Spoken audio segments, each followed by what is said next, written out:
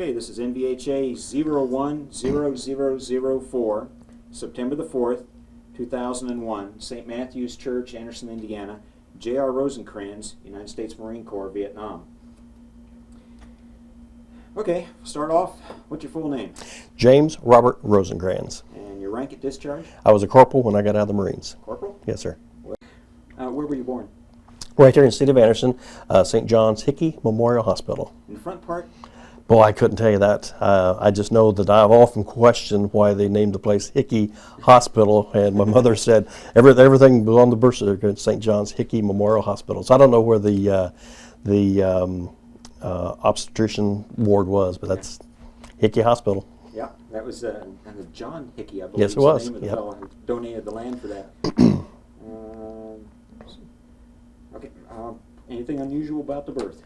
Not that I've ever heard. You know, I was one of three brothers, and I was lucky I had an older brother who kind of broke the ice for me. So anything I had questions about, I always asked my older brother what was going on. But growing up, it was kind of neat. Had three brothers growing up. We did the normal guy stuff. We were real fortunate growing up.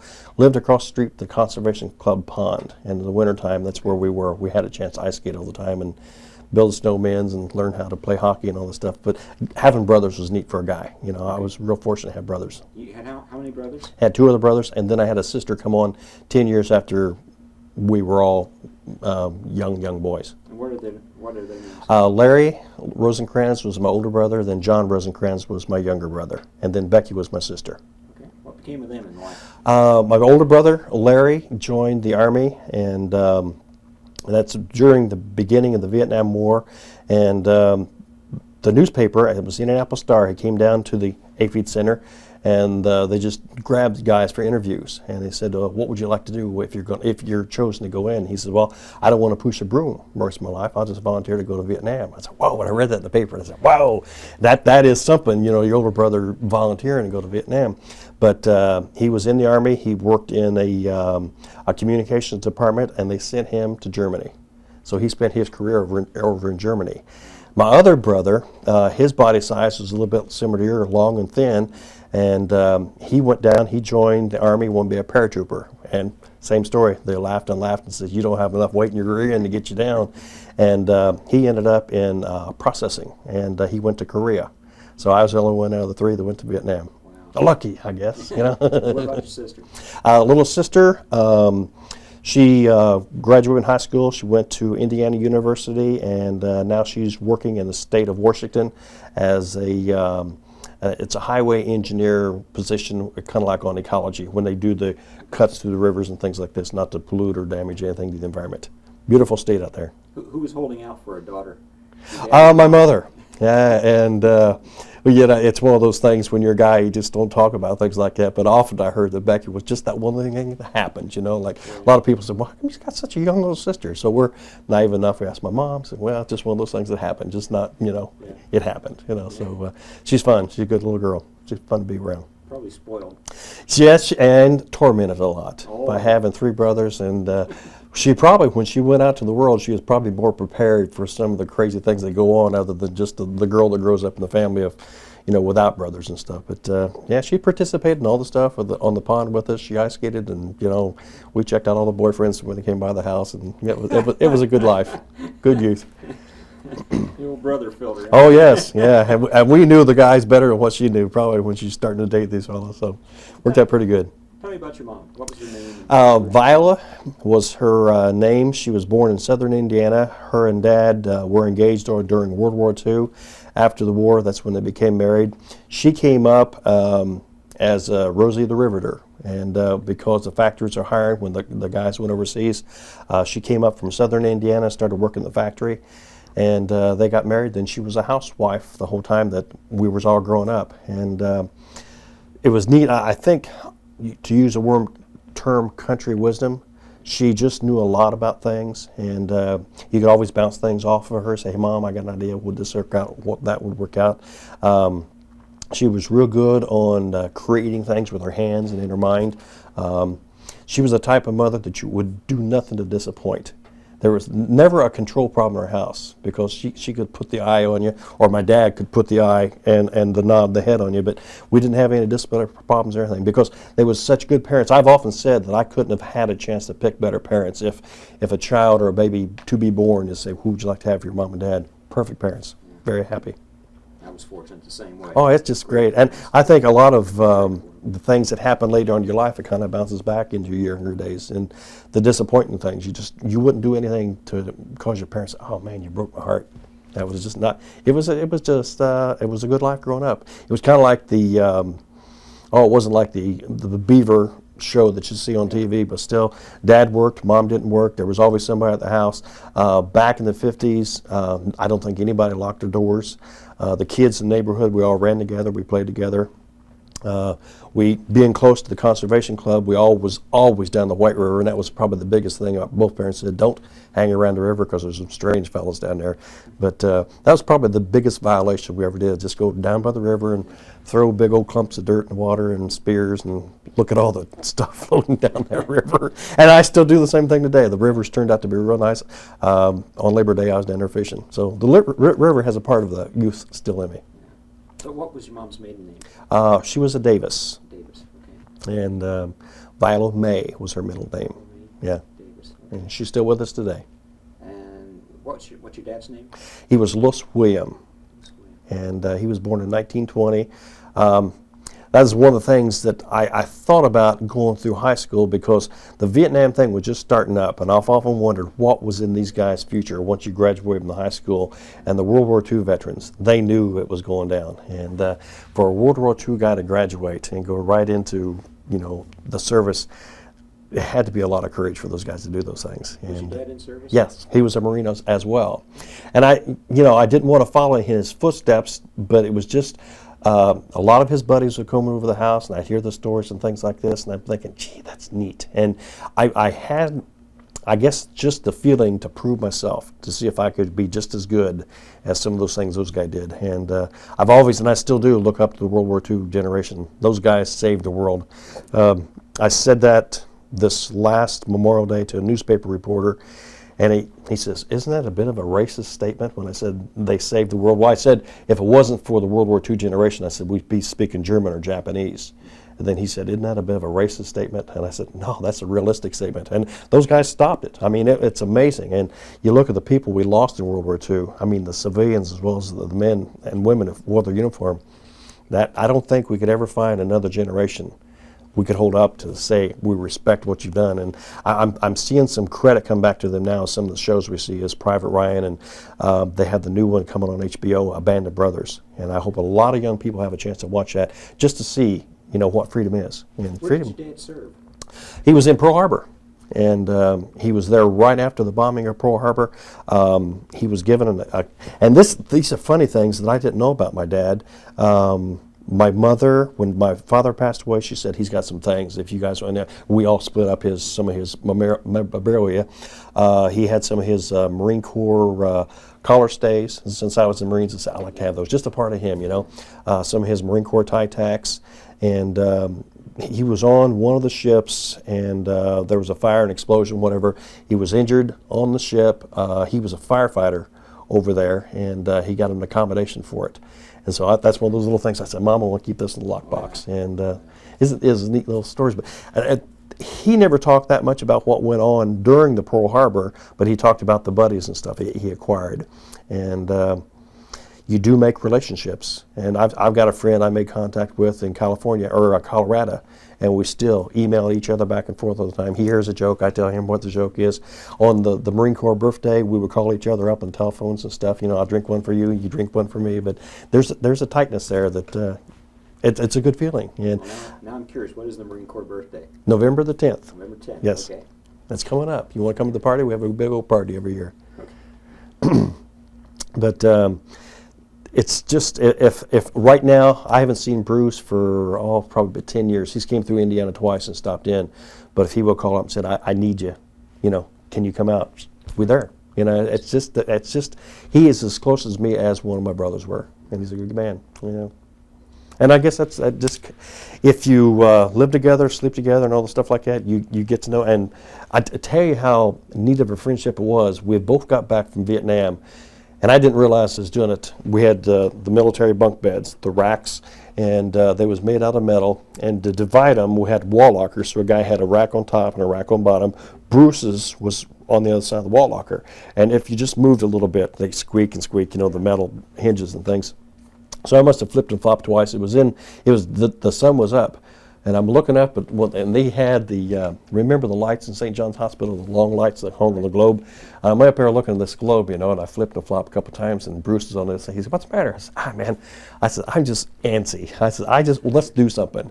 And he said, nah, he said, this rack feels pretty good. And just without even saying it, a set of car keys comes across the top and hits on the bunk. And I said, "What's this?" He said, "Take my car, go someplace." That was cool. Man, I took off, went down the ocean, came back. And that was, you know, there's a guy to give you his vehicle. I mean, that's just how close we were, and he's a good guy. So anything he ever needs, all he has to do is ask, and I'm there. So that's cool. So your dad went to war and your mom went to work in the factories. Right. Okay. And What you have to say about the factories? Do you remember anything about that? no, never heard her talking about that. Really, I never heard talk too much about her youth as a young girl. I knew she grew up on a farm. She lived in Osgood, Indiana. Back during the Depression era, everybody had to do things. She did ironing. They did a lot of vegetable growing. They sold the vegetables and things like this. Her parents, my grandparents, were dead before I was born, so I never had a chance to meet them. And just only bits and pieces of her information. To bring that up to the current, she had worked at the factory probably 3 years. Once her and Dad got married, had the kids, she turned into a housewife. We'll bring it up to about 1970, probably 75.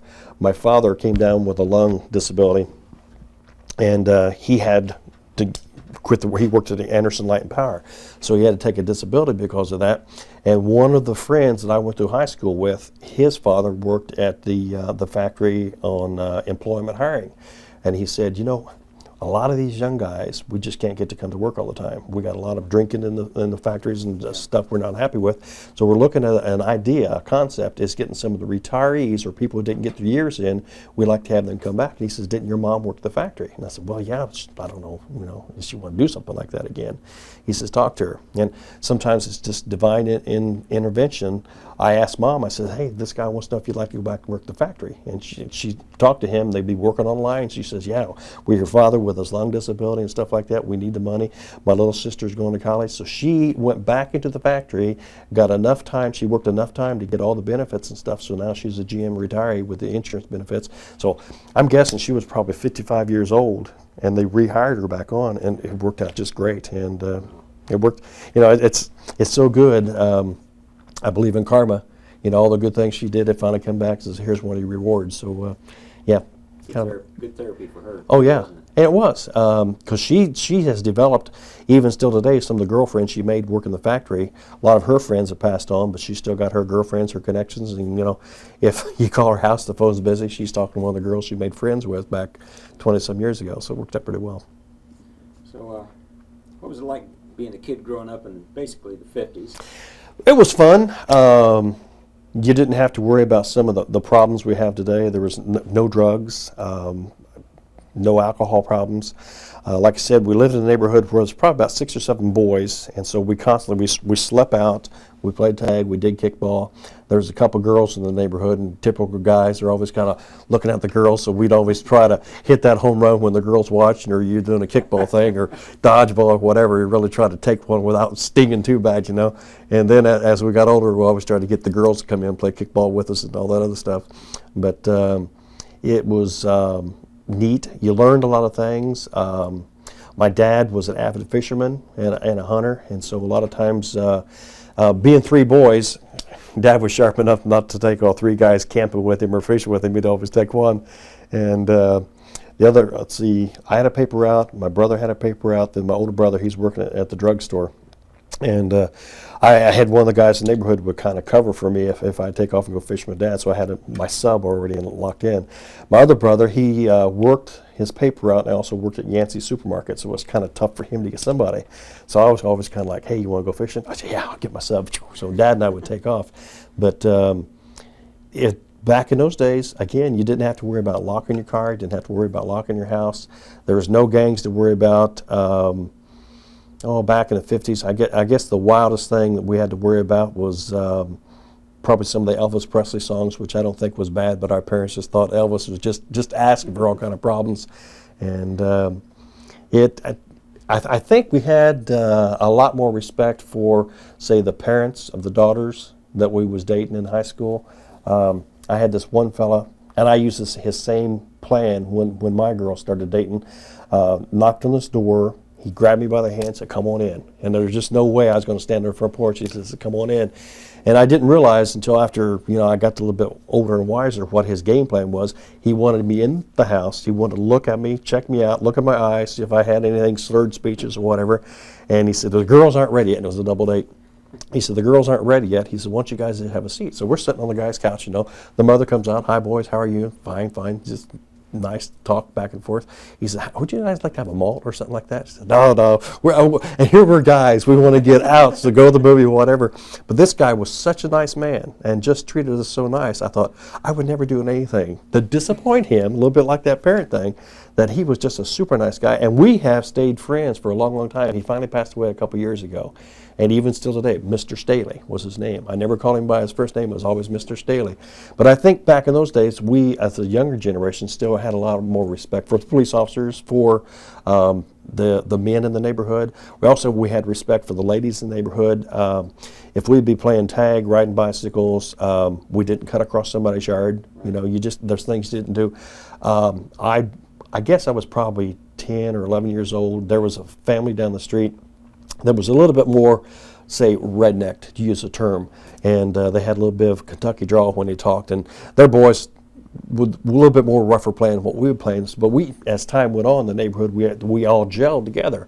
So his mother was laying out in the sun one day, and we had a garden hose, so we kind of just flipped some water on her, and she says, "You do that again, I'm going to switch you." So I flipped water, as fast as you could blink an eye. She was up, she snapped off a switch on the tree, and she was chasing me down the street, just wiping me in the rear end. I thought, wow. But back in those days, a parent could control or try to reprimand a child if they wouldn't do anything. And if a neighbor would say something about, "Boy, stay away from the apple tree," or "Don't climb across the fence," we just didn't do it. But I think that's one thing when I say it was a lot better life, because we knew what the rules were.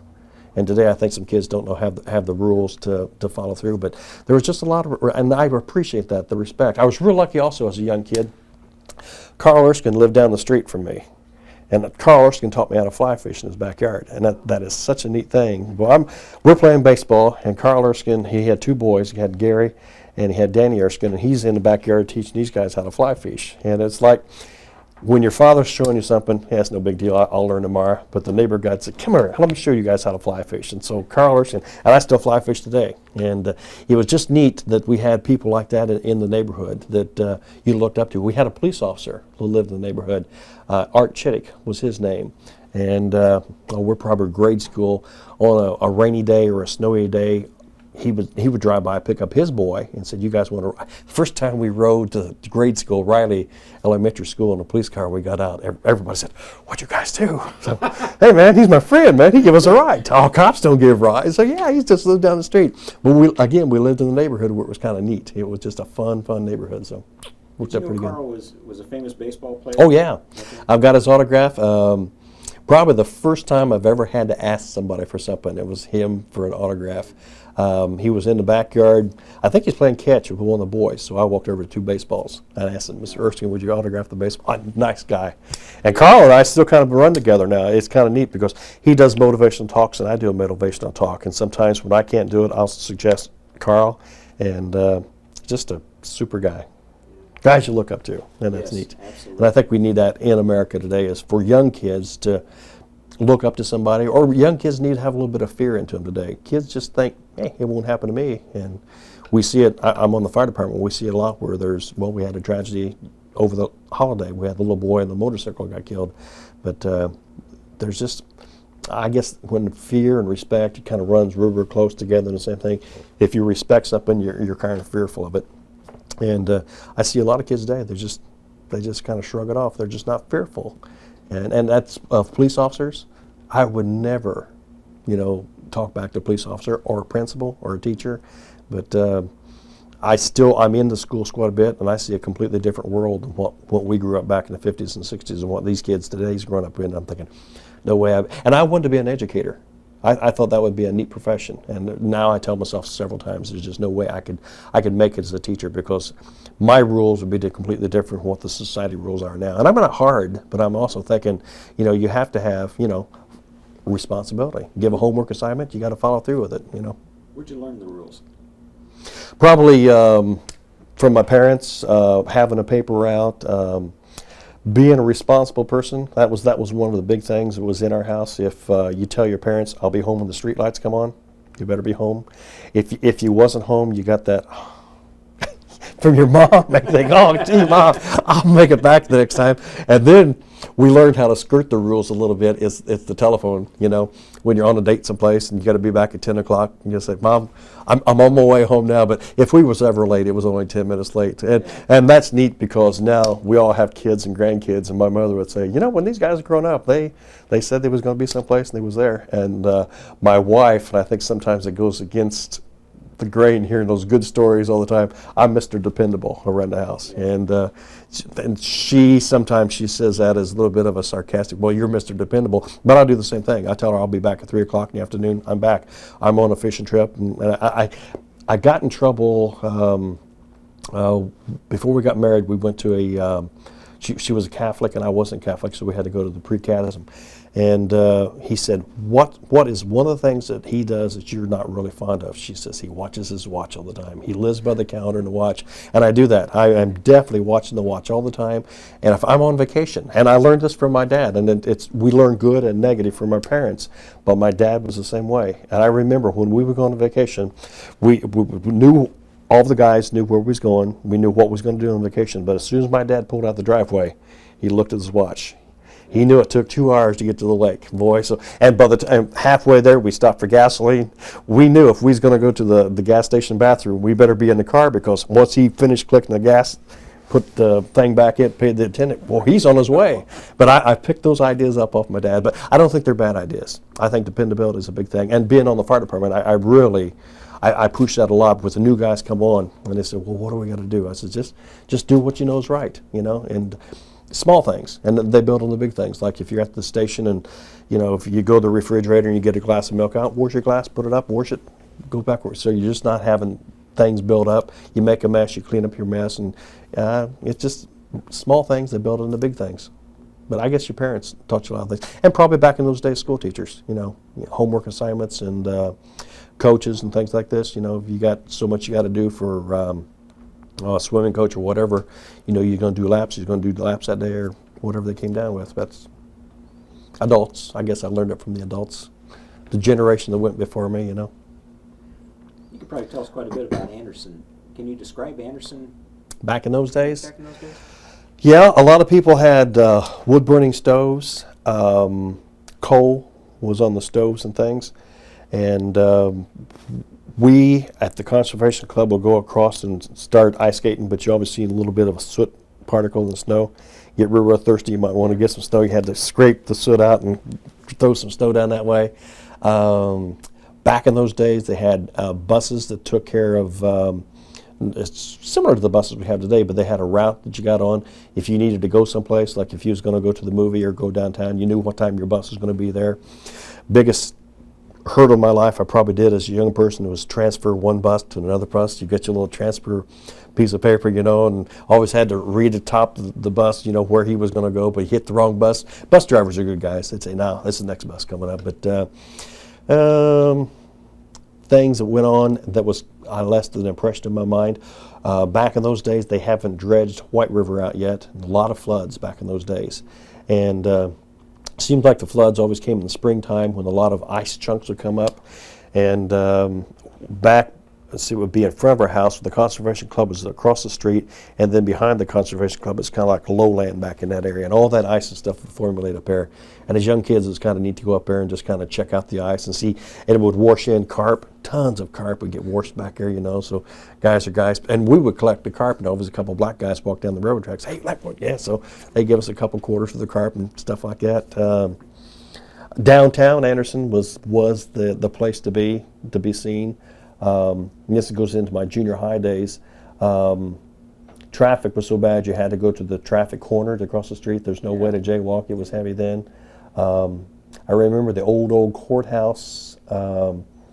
Even then, I thought it was ready to cave and fall in. It was a terrible, just musty smelling, and had a chance to talk to some of the folks who worked the courthouses. There was a judge up there. I ice skated a lot, and Mays Park, I guess they was built somewhere in the mid-'60s. Judge Shrinker used to ice skate all the time at Mays Park, and I had a chance to talk to the judge. And he says, you know what? He says, I got a ladder. It's one of those escape ladders that roll down. He says, right out my window. But every time I'd be at the courthouse doing anything, I was like, boy, this place is and I'm not even thinking about fires, but this is a fire trap. And I remember the courthouse. Frisch's was big as a young kid when you get your driver's license to hang around Frisch's. And, another police officer there, his name was Hannah. His job was to basically sit out in the parking lot, just make sure the kids behaved. And good guy. Just a good guy. I mean, he tried to be, I'm the police officer, puffed up like this, but say, hey, Mr. Hanna, this is my fourth time I've been out here tonight. He said, I've been counting. You've been through this place 7 times already. Find another place to go to. But in relation to Sam Hanna? Yes, it's his dad. That's his dad? Yeah, Okay. and those are fun days. Just a fun time of a guy's life. All going to parties and stuff. And again, the parties we went to was like Halloween parties and birthday parties and things like this. And I guess you're learning your social skills as a young kid and kind of making mistakes, knocking over a Coke or something like this. And, I think that's one of the problems we had today. We laughed at ourselves back in those days. Young kids today, they take life way too seriously. And teenage suicide's up because we're all going to make mistakes. People's going to make a mistake and you're going to get laughed at, say, just shrug it off and just go on. But some of the kids today, boy, and I think that's one of the problems we had at Columbine High School. People was making fun of people, and all of a sudden, reaction. I'm going to take care of this, and you don't take care of a problem like that yourself. Yet that, I guess it's like pieces of the puzzle. You put them all together, and you come out an okay person, or maybe some of those pieces of the puzzle hasn't been put there by a teacher, a parent, or an adult role model you had. Maybe you're just a little soft in that area, and that's where you make some of the mistakes that get people in trouble today. You went to Riley? Riley, first school I went to was Riley as kindergarten, and then Columbia grade school was on 8th Street and Madison Avenue, and then from Columbia we went back to Riley. We finished up grade school, and then we went to Central Junior High, which was another fire trap. And then we went to Anderson High School before the fire. So Before the yeah, when it was still fairly yeah. decent shape. We had when I was probably grade school. That's when the first fire happened at Anderson High School. It was the gymnasium caught on fire. Oh, yeah. And Dad was a firefighter, and it was kind of interesting to see him come back, talk about it. And then when the paper had the pictures the next day, he was saying, this is going on, this is going on. It's kind of a cool thing to have your dad explain to you what the story was in the paper. Where was he stationed? He fire station number 5. And that's another neat thing about the youth. Played Little League Baseball at Shady Side, and your dad worked at the fire station, which almost just touched Sayside property. So I felt good. I'd tell the guys, hey, let's go to the fire station, Dad will buy us a Coke. And so I had 3 or 4 guys I ran with, we'd go over there, and Dad was always good. He said, what do you guys need? He played with us a little bit, almost make me, he said, come on, Dad, buy us a Coke, but he knew why was there. But he and the other firefighters, it was a neat, when I use the term playing with guys, it was just kind of like messing with their minds, kind of teasing them. You guys been out kissing girls today, or any girls? And oh no, we don't kiss girls. Girls got cooties and stuff like that. But I guess in a way, we was entertaining to the firefighters, and they was entertaining to us. They worked out pretty good. But that was a neat station. You could walk into it, and it always had its different type of smells and aroma. The old canvas on the hose in the truck, you could smell that as soon as you walked in. Maybe one of the guys is fixing something to eat, and you can always smell the cooking vapors. And I thought, it smells good. And had a chance to work that station a couple times in my fire department career. And it's always kind of like, it was neat. And knowing I worked the same place my dad did, it's kind of fun. At some point, you became aware of the world around you and world events and politics and world news. What sorts of things popped up? Oh, I guess it would probably start happening in high school when Kennedy was assassinated. That's one of those things that stick in your head. Before that, I was in Central Junior High. and this is funny how your mind will record things. Mr. Musgraves was our biology teacher, and that was 11 o'clock is when the missile crisis was going to happen. And every junior high school kid in that classroom just said, man, it's 11 o'clock. And that was, I guess, in your subconscious, you always had to worry about a missile strike starting. The Cold War was almost a hot war with Russia and all those things going on. Whenever, and I don't know why they did it. It was definitely a wrong time to do it. They set up the air raid sirens, and then they started using them for tornado alerts. But midnight, and this is one that I'm probably in junior high again, and Francis Gary Powers was the man shot down. He was in a U-2 aircraft, and boy, I mean, it really got in. Eisenhower was president then, but I think we was over there, and my mother let us stay out on midnight on New Year's Eve because everybody was on the pond over there, and somebody had set off those air raid sirens, and it was just like the skin, just this is it, boy, the war started, you know. And all the TV shows, they all had that theme or theory, you know, bomb shelters and all those things. Anderson High School, they had atomic fallout shelters there. Downtown Anderson had a lot of in the bank buildings, you know. And in your subconscious mind, you always thought, boy, if it happens, there's obviously a fallout shelter here and a fallout shelter there. And some of the shows that was on TV was like the Twilight Zone and how weird the world got, you know, like, wow, what's going to happen? But those things, that was a big thing that made you aware of world politics, was the Cuban Missile Crisis. Then Kennedy was assassinated, and that was the first time I ever heard anybody that I felt like I knew had died in such a violent way. I thought, wow. I was at high school when that happened. I was sitting in the classroom, and I said, John F. Kennedy had been assassinated. Brand new experience. You don't know how to deal with it. I had my paper out. It was on a Friday. And I came home from school, and I said, Mom, they said to Kennedy. She said, yeah, I heard about it. And that's the news. You only had 3 stations in, but that's all it was, just Kennedy, Kennedy, Kennedy. And I felt like it'd be sacrilegious for me to go out and collect on my paper route. Now, I had to make my paper route payments Saturday morning.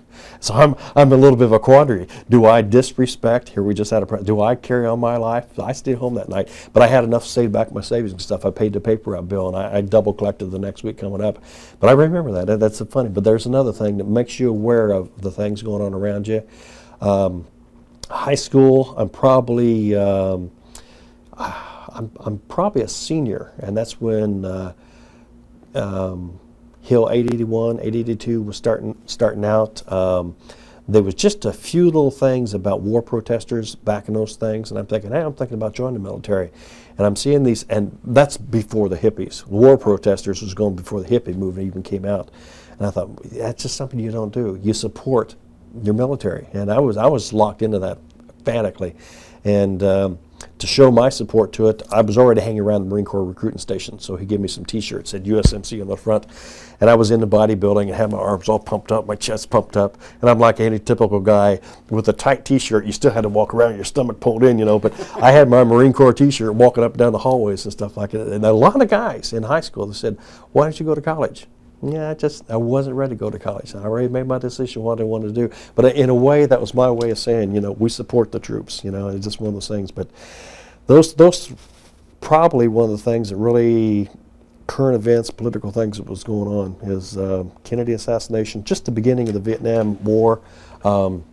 We had over there, we had advisors. We really didn't have troops yet. Some of the advisors were overrun and killed.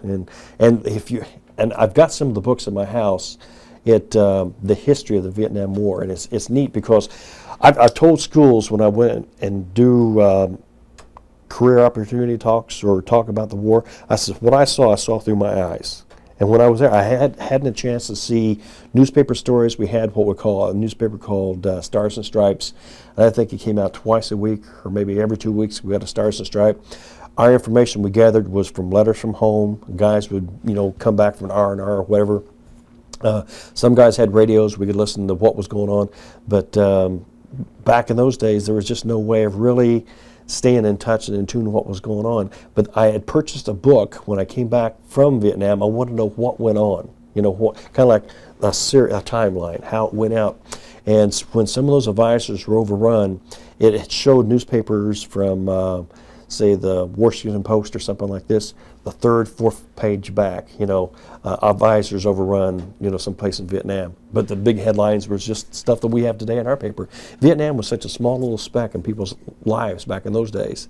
But as time went on, Vietnam heated up, more and more people got involved with it, and then all of a sudden Vietnam turned into the frontline pages of the newspapers and stuff. But it was neat to see back in your high school days, Vietnam was probably on the third or fourth page down, But I was picking up on it then. So being aware of what was going on, I guess I wanted myself to be a little bit more in tune with what was going on so I could make a better decision what I was going to do and how I was going to do it. Our last interview was more in tune with world events than others. He could see it coming. He could see it coming? Yeah. And I didn't know, I often thought, and this is, I don't know if I've gotten mixed up in my mind, but I often thought the Vietnam thing was going to turn into the Korea thing, because I didn't see the support. Maybe because the American public wasn't really 100% behind him. I could start seeing the division. Seemed like anybody that wore a Union hard hat, they had the American flag. And that was a big thing too. The American flag was a big thing. Back in those days, out of respect, you took your flag down every night. In the schools, we had a couple people fold the flag up. I would watch people take down the flag at the courthouse. I'd watch them take, and the reason I'm at the courthouse, because when school got out, everybody went downtown. That was where we caught our buses. You could see them take the flag down at the post office, and these guys all fold the flag up properly. And I just thought, being a scout and all the stuff like that, you treat the flag like that. And then you start seeing people that was doing some of the protests. They was burning draft cards and flags. I thought, boy, that's just wrong. So the politicians get involved with it, and they said, to solve this problem, we'll go ahead and let people fly the flag 24 hours. All you got to do is put a light onto it, then it'll be okay. It kind of changes some of the rules you grew up with. And I think their idea was good, but their method was wrong, because people put up the flag and then they forgot about it. And even today, we see flags that is tattered and torn because nobody takes them down. Oh, they got a light bulb on that flag. But some of those things that happened back in those days, you're just thinking, it goes back to respect. Why wasn't the flag taken down? But it's just, you could see people that was kind of divided. Like I said, you see Union people wearing the flag. Some of the police officers, they started putting the flag on their patch, on their shoulder on their patch. And then some of the early hippies, they started wearing the flag, on their trousers and stuff like this. And so, yeah, I guess you're starting to formulating, what's right and what's not right. But when the fire department first came up, they said, we're going to put flags on the uniforms. I said, guys, that's not right. You're not supposed to wear the flag on your uniform. And I even still today, I have a book with all the flag etiquettes and rules about it. And you show it to somebody, I said, well, I didn't know that. And it's just one of those things that you learn as a young person that you do and you don't do. But it's not to be a Marine all the way, but the flag is something special, and we need to look at it and treat it like it's our flag. And I've often thought they need to change the pledge to the flag so that I pledge allegiance to the flag. They need to say, I pledge my allegiance. Make it personal. I pledge my allegiance to that flag. And it's one of those things that might happen in my lifetime. That's interesting. Yep. I've got some thoughts. It's just, I guess your thoughts kind of grow on some of the experiences you've had, why you feel the way you do. And this is the reason I'm so happy these interviews are out here, because, who knows why somebody do what they do until they've had a chance to explain. Like we talked a little bit about my room. I call it the war room. And I want to keep and I purchased the majority of the books on Vietnam. I've got the maps where we were, and it's just, I on a tough day, when I come back from the fire station, it just hasn't been a good day, bad things have happened, I could go back into the war room and say, I've had it worse than this, you can get up tomorrow and continue on. Same thing I've done, I've had a couple operations, I've been shot, and I'm thinking, hey, I've had tougher times than this, and I've come through those things, and people say, how can you be so up? You make yourself be up by looking at the bad times and saying it could be worse. And I guess it's a way of testing your courage to see if you're still as strong as you think you was. What you did when you was over there, it wasn't like your brochure said the things I did wasn't the bravest things in the world, but still people back here in the United States say, I can't believe that you guys did stuff like this. But you did it because the other guys did it too. You didn't want to let those guys down. And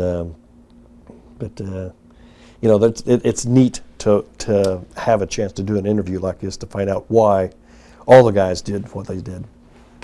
Okay, you mentioned TV. Oh, Yeah. well, hang on. I'm going to change tape. All right, we're going to change Okay. that. Okay. We being the first TV generation, what were your favorite shows? When I was growing up, we didn't have a TV set. Whenever we visited our grandparents, they had the TV set. And I really didn't have any favorite shows. I watched what they watched, and it was neat. They watched I Love Lucy. They watched a lot of the game shows like This Is Your Life, To Tell the Truth, I've Got a Secret. And I guess back in those days, I was watching more, if you'd use the term, adult programs than little shows. But we always made a special point, and back in those days, Sunday was the day the families all came together. My grandmother was just farm lady, lived out in the country, so it was always fun to go out there to visit the farm and take your BB guns and all those other things. But on Sunday, you knew you was going to have mashed potatoes, fried chicken, and all the other stuff. Boy, it was everybody came around a big old table. And I don't know if my parents planned it right or if my grandparents planned it right, but that's when Walt Disney was coming on. Yeah. And watching Davy Crockett, I was probably in the first grade when Davy Crockett was on. Man, hooked is the word. You know, you see some ladies today that's hooked on some of the soap operas. I had to see the next episode of Davy Crockett because they'd lead you right up to the edge. Then they'd stop and say, oh my gosh, what's going to happen next week, you know. But Sundays was always a neat day because I knew we was going to grandparents, we was going to have the big dinner. And again, having the brothers living in the country, they had a little stream down there, Fall Creek. So we'd always go down to Fall Creek. We knew what time we had to be back to eat supper and watch Davy Crockett. But Walt Disney was pretty special back in those days. Another big TV show I think everybody watched. Let's see. That's first or second grade. I don't remember too many other shows. I remember when color TV came out, my dad had a friend that had a color TV set, and I remember almost the words identical. He says, when the show starts out, there's a map, and there's a fire that comes through this thing, and the fire's in color, and it looks like it's just coming right out in the living room. So we made a special point to be at his house when the color TV set was turned on, then the Cartwrights came on, and boy, there was that fire. And in my head, I'd imagine, boy, it was the fire's coming right out at you, and I thought, well, that's not like it. But, you know, so when you never seen color TV before, that was another big one. But Gunsmoke was big in our family. We had now acquired a TV set. Gunsmoke was big. Ponderosa was big. Palatine was big. Cowboys was big. Yeah. And that's when we as young kids, we had a chance to watch what we went to. Saturday was a Cowboys Day. And it's neat because one of the cable TVs have what we call Western Wednesdays. And it was, if you're walking around the fire station, if it's a Wednesday, if a TV set's turned on, I got a cowboy on. Just to have tie in with the youth again. But some of the other shows we may have watched, and again, it was, as a young kid, it was mom and dad's TV set. You know, your day was a Saturday. You might have watched, and there wasn't that many cartoons on TV on Saturday. But I remember Howdy Doody. That was on TV back in those days. And okay, were you angry as I was when they took it off to put that dumb Sherry Lewis on? No. I was so mad. I just never, Howdy Doody. I never locked into it. But to talk about anger, and I still have an issue with Walt Disney today when Davy Crockett got killed. I'm thinking, why would they put that on TV? And I just got emotionally prepared from that one. And Oh Yeller. And my parents take us all to watch Oh Yeller, and I'm watching this, and I'm thinking, oh, this is great. And they shot Oh Yeller, and I'm thinking, Walt Disney, you just lost all my respect, you know. So I joke about him today. I said, Walt Disney's dead, and I'm glad, and this is the reason why. So, and I'm just a chance to tease about it, but it's part of life, you know. But boy, oh boy, when Davy Crockett got killed at the Alamo, it just killed me as a kid. I don't think I said a word on the way home in the car. I'm thinking, I'm in mourning, and I don't know why I'm suffering so bad. But boy. Were the Stooges on TV? Yeah, but our guys wasn't locked in big with the Three Stooges. It was just, you know, it's just one of those things that probably because mom and dad didn't particularly care about all that and all that stuff like that, so we just bypassed it. And again, TV, it was becoming a part of our life, but it wasn't the big part because still we had the guys in the neighborhood and everybody, there's always a baseball game going on or somebody's doing something with the bike, and, you know, we was outside. And like I said, the rule was that mom and dad wanted to know where we were, not exactly what house, but we was going to be down the street, those places, or we were going to the park.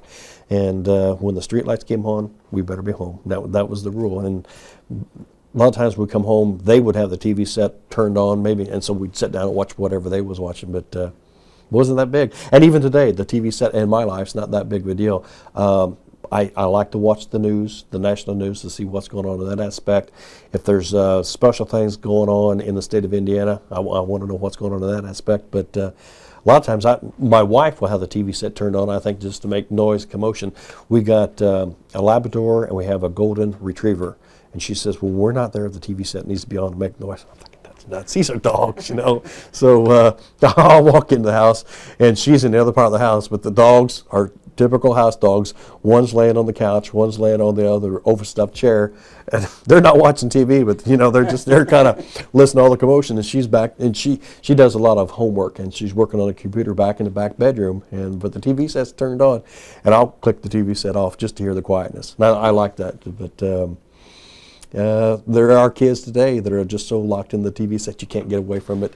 Got a little granddaughter, and they, I think, sometimes use the TV set as a babysitter. They buy the videotapes and the cartoons and stuff. This girl is neat. She's 3, and she sings some of the songs that's on all these things. And I thought, that's cool. That's really neat, this girl's. But after I watched her watching all the videotapes over and over and over and over, I'm thinking, get the girl away from the TV set and find some other stuff. So whenever she comes over to visit, I'm always trying to find other things to keep her away from the TV set. I just hate to see some little girl get locked up so much with, but 3 years old, you got to, you know, she wants to watch 101 Dalmatians for 101 times. I'll sit and watch them, you know, for 14th time. But I enjoy it because I like to watch her. She still gets excited about what's going on. There's another one she's real big on. It's Lion King, and she'll sing some of those songs. I'm entertaining myself watching her sing those songs, and it's kind of fun. But It's like when you were the kids going to the fire station. Oh, yeah. Entertaining the fire. Yep. That's exactly right. TV set is basically an information thing for me now. There's not too much, and to be honest, there's not too many things on TV that's entertaining. And it's, I keep looking at the society. I see a lot of problems coming from the TV set. You know, some of the shows. I have never watched soap operas, never in my life. And when I first saw my soap opera, I mean, everybody's switching and swapping and kissing on everybody else. And boy, you're talking about this guy's. I'm like, wow. And, you know, these young girls are watching all this stuff. And I've often said, sometimes, speaking of the female generations, they don't know what love is other than what they've learned from TV sets. And I think that's a bad thing we've done. And now with the paid TV stations, which all the fire stations have, all the paid stations, you can see anything that you want to see. And I'm shocked, even at my age today, seeing some of the stuff you see on TV. And the younger guys, the fire station boy, it's a kind of a neat communication thing. If there's a scene on TV, like it could be like Baywatch, where some of the girls might not have all the swimming suits on, the phone will ring and the guy pick up the phone and say, engine company number 4, somebody say, channel 73. That's all they say, channel 73. Another guy grabs the remote, oh yeah, look at those, you know. So, but it's that far, and it's almost out of control. But I wouldn't want to have, I don't know how it would handle. It's never happened. Have the grandkids over, and we don't have paid TV at the house. We have cable. But if one of those shows come, and even the Channel 8, 13, and 6, you hear words on there that's it. And I'm not a prude. Living with guys in the Marine Corps and the fire department, I use and I've heard all those words used. But when it comes from the TV set right into your house, you think, wow, why would they say that? You know, that's just because I'm looking at that younger group watching it, and I think, well, that's okay. They said it on the TV, so they say it. And those little kids are parrots, you know, they will say anything you say, you know, and it just, and I on purpose, I put words out for the little girl to pick up on, and she'll say those words, and she takes them to her mom like, bodacious, you know, and she said, well, that's bodacious, where do you live? And I'm not grandpa, I'm junior, and that's another neat thing. We was all on family vacation about 2 years ago, and she was just learning how to talk. And so one was grandma, one was Mimi, when all the grandparents, everybody's together. And so the other fellow was already being called Gramps. It was calling him Gramps. And he said, what do you want to call you? And I'm thinking, what's the opposite of Gramps? Junior. And so the little girl comes up, yeah, it's cute. Junior, take me do this and stuff like that.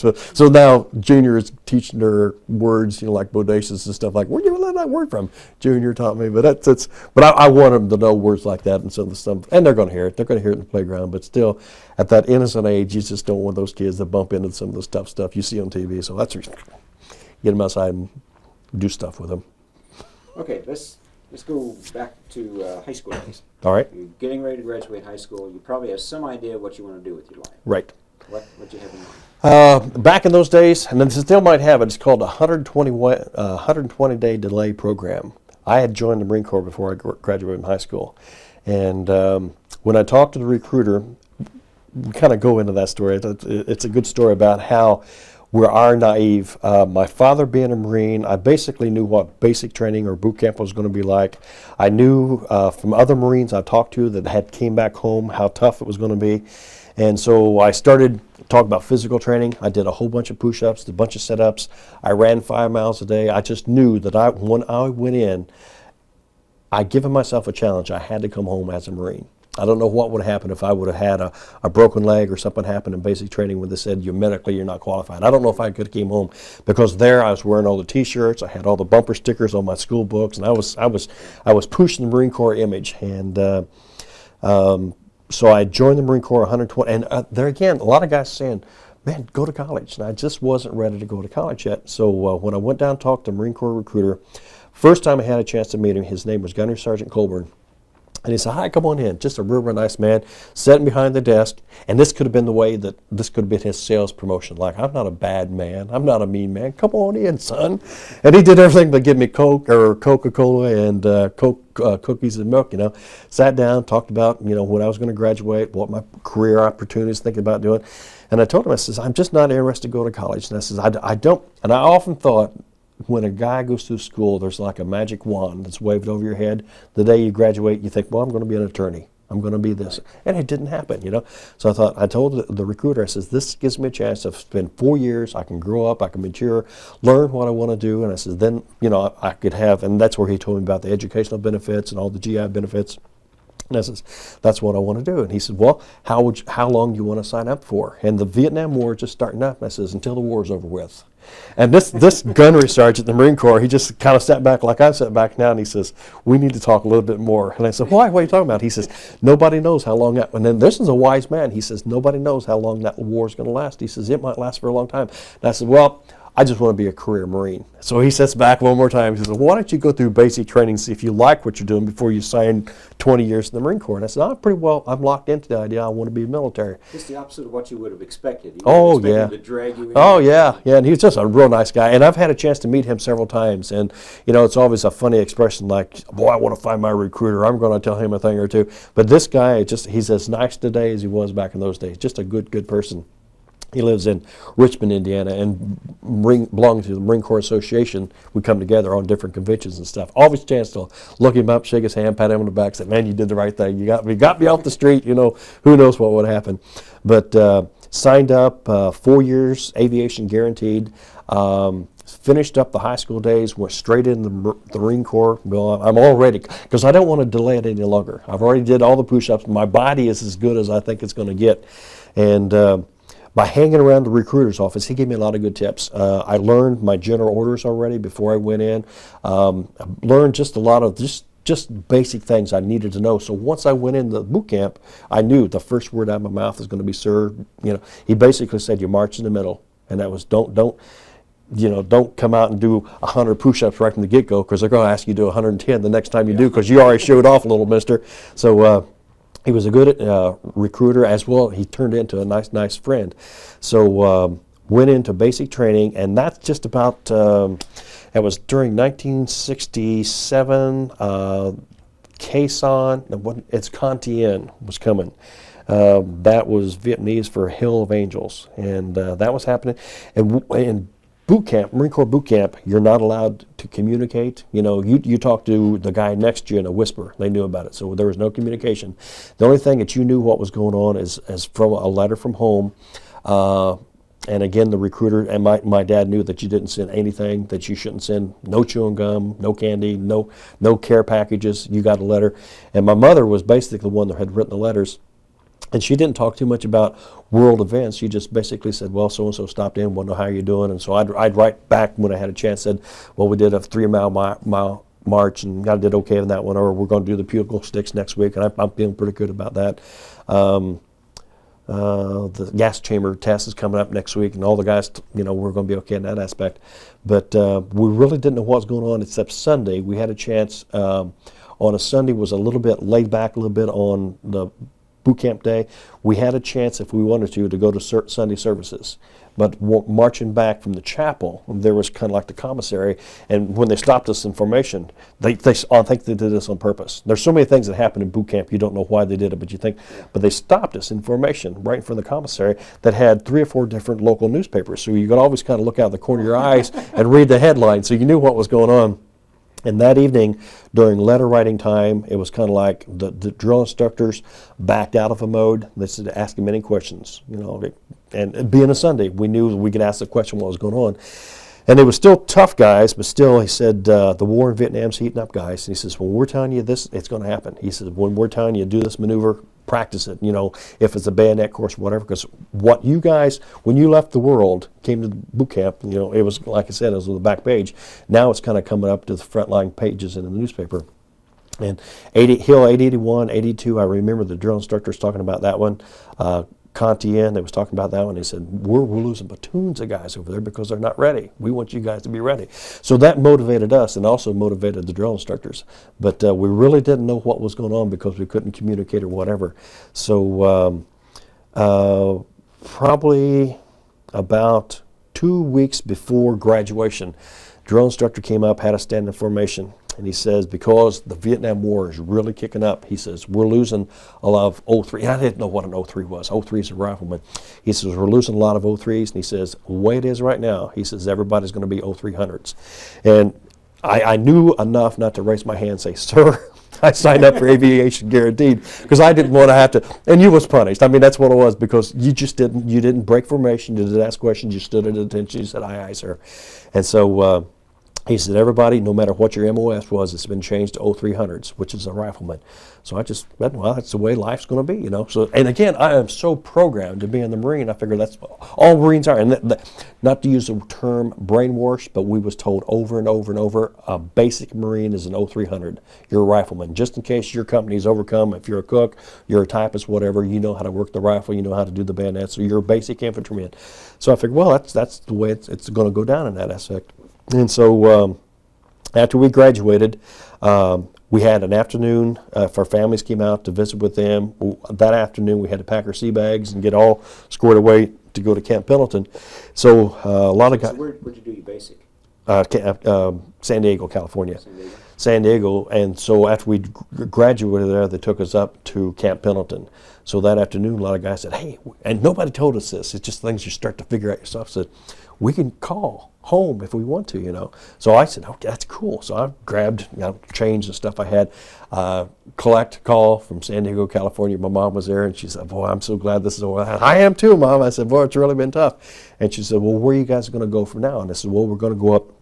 It was called ITR, Advanced Infantry Training, which everybody had to do, up to San Onofre, California. It's in Camp Pendleton area. And I says, and then they're going to send us some other schools. And she had talked to the recruiter, and everybody had the understanding I was going to go to Memphis, Tennessee for air wing training. And she says, well, do you get your leave? Are you going to go straight to Memphis? I said, well, Mom, I says, I'm not going to be in the air wing. And it was just that cold silence. And she said, what are you talking about? I said, what the instructor said, she said that because there's so many guys getting messed up over in Vietnam, they're going to have to change everybody's MOSs to 300. My mother says, they can't do that. I said, Mom, it's the Marine Corps. They can do anything they want to do. And she says, you got to get with somebody. And I said, no, Mom, just let this thing lay. Because she was talking about congressional investigations and stuff. And this is a good side story. One of the guys I went through boot camp with, his dad was a Supreme Court judge in the state of Indiana. And the first letter we had written back, it says, you don't send nothing, because if it's send a cake or whatever, they stand your platoon, you eat the whole cake. It's just bad stuff. And the drill instructor said, we are not allowed to hit you. We're not allowed to grab you, or we're not allowed to touch you in any way.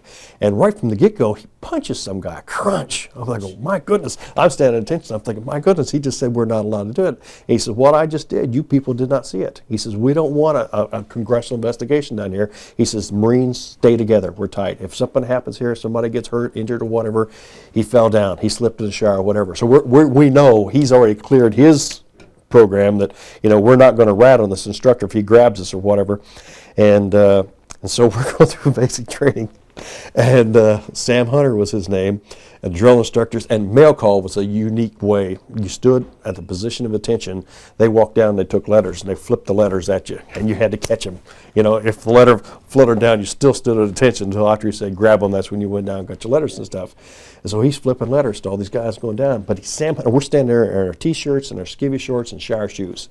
It's evening time, pretty much like we could read our letters and write letters back home. He came up and he grabbed Sam by the throat, and Sam was about your size, lifted him off the ground and took him to a Quonset hut. That's what Gomer Pyle was in. Threw him up against the Quonset hut, and he says, when you people came in here, and every time he emphasized, he'd choke him a little bit harder and harder. He says, no one was going to rat out a drill instructor in case something happened. No, you know, we could lose our stripes and other stuff like this. And all we're trying to do is teach you people stuff. And here, this guy has contacted the state Supreme Court judge. And what he's done, he's read the letter, the return letter, and said Superior Court, State of Indiana. And this drill instructor, just not even putting two and two together, didn't even realize this is his father. He just thought it was a letter from us, because we was what we called an Indiana platoon. And so, and when I learned this by mistake too, a drill instructor could squeeze you so tight around the throat, your larynx, it sounds like Mickey Mouse's voice.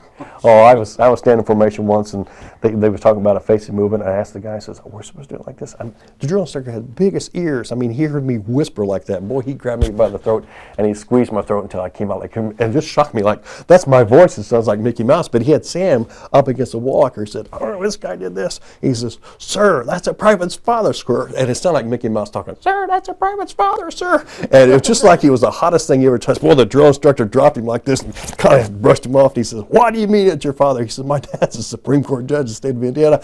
I don't know why he sent a letter here with his office. He says, I'll ask him never to do it again, sir. I will, sir. And the drill instructor knew he just got away with almost murder right there. He said, all right, get back in formation. But those are what was going on. So I didn't want any investigations. I said, Mom, just don't worry about it. You know, I'll work this thing out. It's okay. And the guys, it was, I guess you're starting without realizing it. You're forming your basic of your unit. And I said, all these other guys, you know, I wouldn't want to be any different than what they are. I wouldn't have any special privileges or whatever. So finished up, went into doing all the rifleman training and stuff. We was probably there several weeks, fell out in formation, standing tall, got our rifles and everything on our packs and everything. And there was not drill instructors back in those days. It was called troop handlers after you get out of basic training. The troop handler, it just looked like Moses dividing the sea. He says, you folks are going to artillery. You folks are going to mortar school. I think, wow, that's a step up. I'm not going to be a rifleman anymore. I'm going to be in artillery. So we started doing all the schools and stuff in artillery. A couple weeks later, walked out again. All you people in artillery, you're going to go to another one. All you people in mortars, you're going to go to another one. And that time they divided it. I was going to be an ammunition technician. It was the MOS is 2311. What is MOS? Military Occupation Specialty. It's 2311. So I'm thinking, man, that's a little bit better than artillery and mortars. So I don't know what this ammunition technician is. So you can talk to your troop handlers a bit. I said, what are they? And we're still young and green, and these are seasoned veterans. He says, you're BB stackers. I said, what's that mean? BB stackers, BB stackers. I'm going through my head trying to figure out what it is. But, you know, everything from a BB to a 1,000-pound bomb, it's ordnance, and it was ammunitions. So I'm thinking, wow, that's cool, because I'm going to leave all this stuff. And what was really neat about it was California, they shipped us out from California. We got leave. We spent the leave home. So I told Mom, I said, okay, I'm not at 0311 no more. Don't think about calling anybody or shaking the boat. I said, I'm going to go to Quantico, Virginia. And 3 months they spent us in school in Quantico, Virginia as an ammunition technician. And this is where the military, you start, not to say I doubted the Marine Corps or military intelligence. I graduated from that class. They sent me down to Capitol June, North Carolina, and put me in a warehouse that looked a little bit like one of the factories we have, and every fourth light bulb was turned off. It was the darkest, coldest warehouse, and it was a warehouse that basically supplied straps for the boots, helmet straps, you know, anything the military needed that was in these warehouses. And they give us a section warehouse, and that was our life. We had to make sure when products came in, we had little what we call lock cards and stuff. Dark, dingy, cold. While I was there in North Carolina, it was real close to Christmas. I caught 30 days of mess duty, which is the worst thing a guy could ever get involved with. I'm homesick. They're playing Christmas songs. Every time you turn another radio station turned on, they're singing, I'll be home for Christmas. I'm thinking, I just don't want to live no more. This is miserable. My boots was...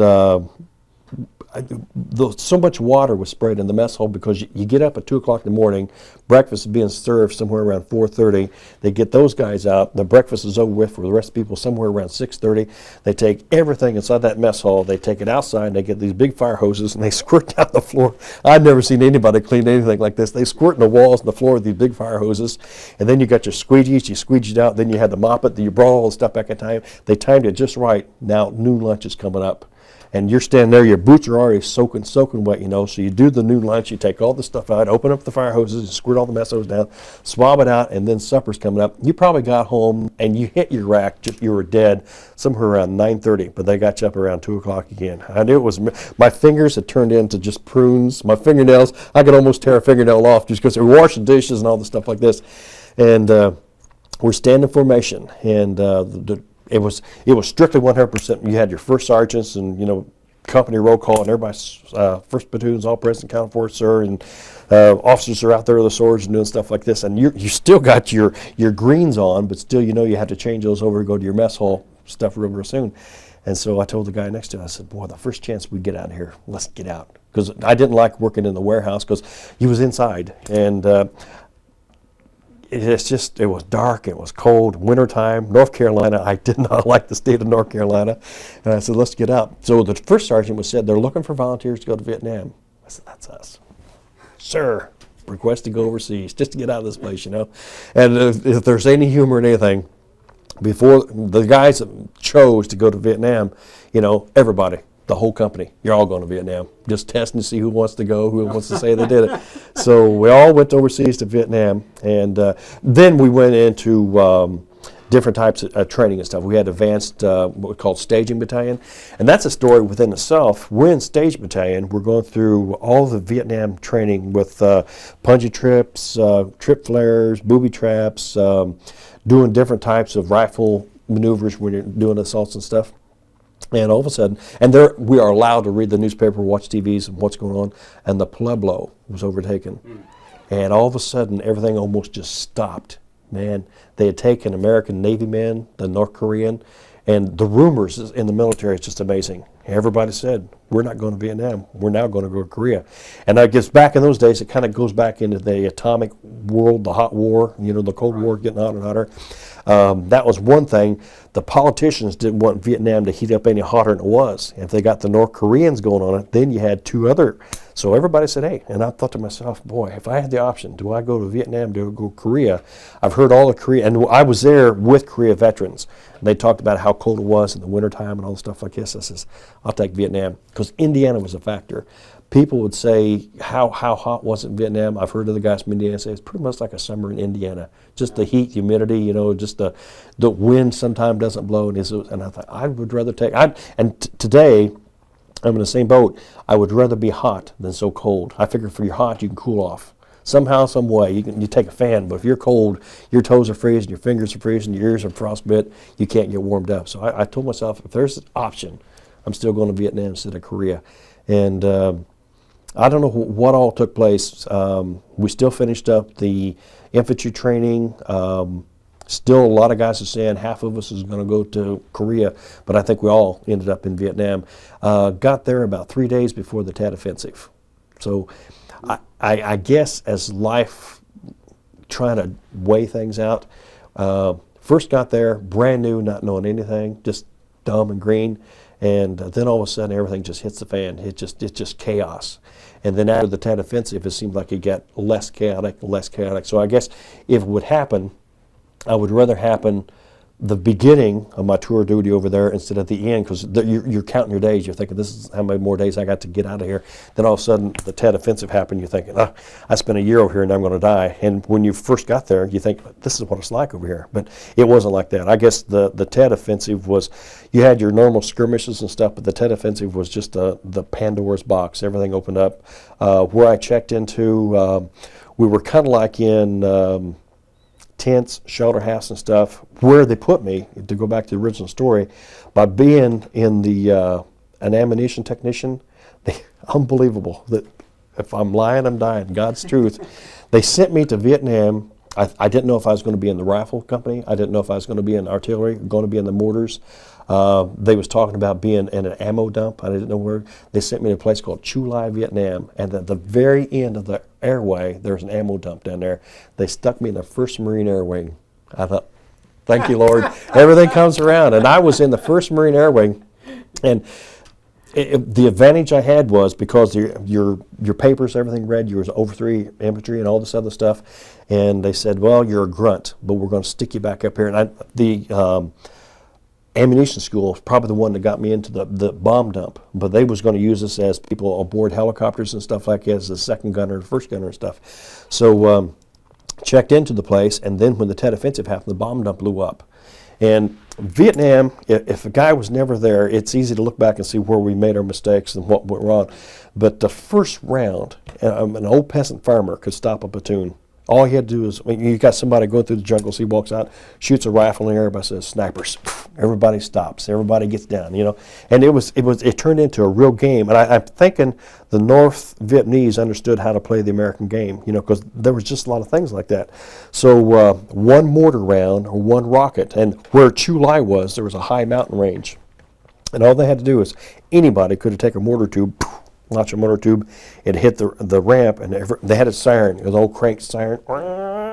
Those sirens go off, and we grab all of our, called your 782 gears, your rifle, your pack, and all this stuff. We'd hit the bunkers. And that was not a bunker to fight out of, it was a bunker to hide into. So we're down here in these bunkers thinking, what are we going to do now? We got communication, everybody's got headphones on. One guy's talking to the rest of the people and said, well, we got 2 rounds that impacted the side of the ramp, or 2 rounds that hit towards the Maricow Hospital, whatever. And then we'd wait until somebody said, all clear. So we go back inside our racks and stuff and put your rifle and your pack back up. So I see about the 3rd or 4th night was there. Sirens going. I didn't hear the first round go off, but the sirens are going off. So everybody grabs all the gear, and you're sleeping in your gear, but you take your boots off just to get your feet kind of like aired out. Right. And so you grab your boots, so you run across through the palace and stuff, and you're in the bunker. And this is another neat little story on it. I never went in the bunker first because I saw the rats that was always down there. So I said, come on, guys, get in here. I wanted somebody else to go in the bunker first. Yeah, baby. So they said, man, you grunts, you're brave. And I said, I ain't brave. There's rats down there. I'm always letting one of you guys go down there first, And once everybody got in the bunker, and I was a non-smoker, nobody ever asked, is everybody in? Everybody okay? And it was dark. There was no lights in the bunker. You could see lighting up cigarettes. Boy, everybody had their C-ration cigarettes. And they needed the cigarette smoke to get the mosquitoes out because the bunkers are so damp and just humid and moist. Mosquitoes are unbelievable. So everybody smoked cigarettes to get rid of mosquitoes. And so that was who's got a cigarette? That was the first thing that was said once we hit the bunker. Who's got a cigarette? So they're passing out cigarettes back and forth, See a guy light up the cigarette and see the guy with the headphones on. So automatically you knew where the guy was headphones. So what's going on? He said, man, there's a bunch of rounds coming in now. And boom, boom. And we're hearing them. Boom, boom, boom, boom, boom. And all of a sudden, we call it bow woom. And that's exactly what it sounded like. The ammo dump was hit. Everything in that ammo dump, which was boom, secondary explosions on top of that. And man, it rocked the earth. Wow, we had 500-pound bombs in there. We had 1,000-pound bombs. We had napalm. We had CS, which is tear gas. And these are the things that we did. We had behind where our bunker was revetments, and inside the revetments we had all the aircraft artillery, the shells, 20-millimeter shells. We had M60 machine guns. We belted that ammunition together, and everything blew up. I mean, everything blew up. And so that morning when we came out, it looked like a tornado. It just went through. Everything was just dead. And everybody said, man, what happened? And in our world, the ammo dump blew up. We didn't know the Tet Offensive was starting out. Okay. And it was like that for probably 3 months. And it was just hairy for 3 months. Day and night? Oh, yeah. There was a lot of rounds coming in. That's when Quezon was going on. That's when Fubai was going on. And working in the air wing, they had grabbed everybody they could grab. And first of all, we had to get rid of the ordnance that exploded, had to get all that junk out. Then we had a lot of stuff that was just damaged, you couldn't use again. They had to get the EOD guys, explosive ordnance disposal. So we had those guys blowing stuff, getting rid of that ordnance. So we're trying our best to get pallets off of ships and stuff to bring in new pallets and new equipment, all the stuff that was lost during the explosion.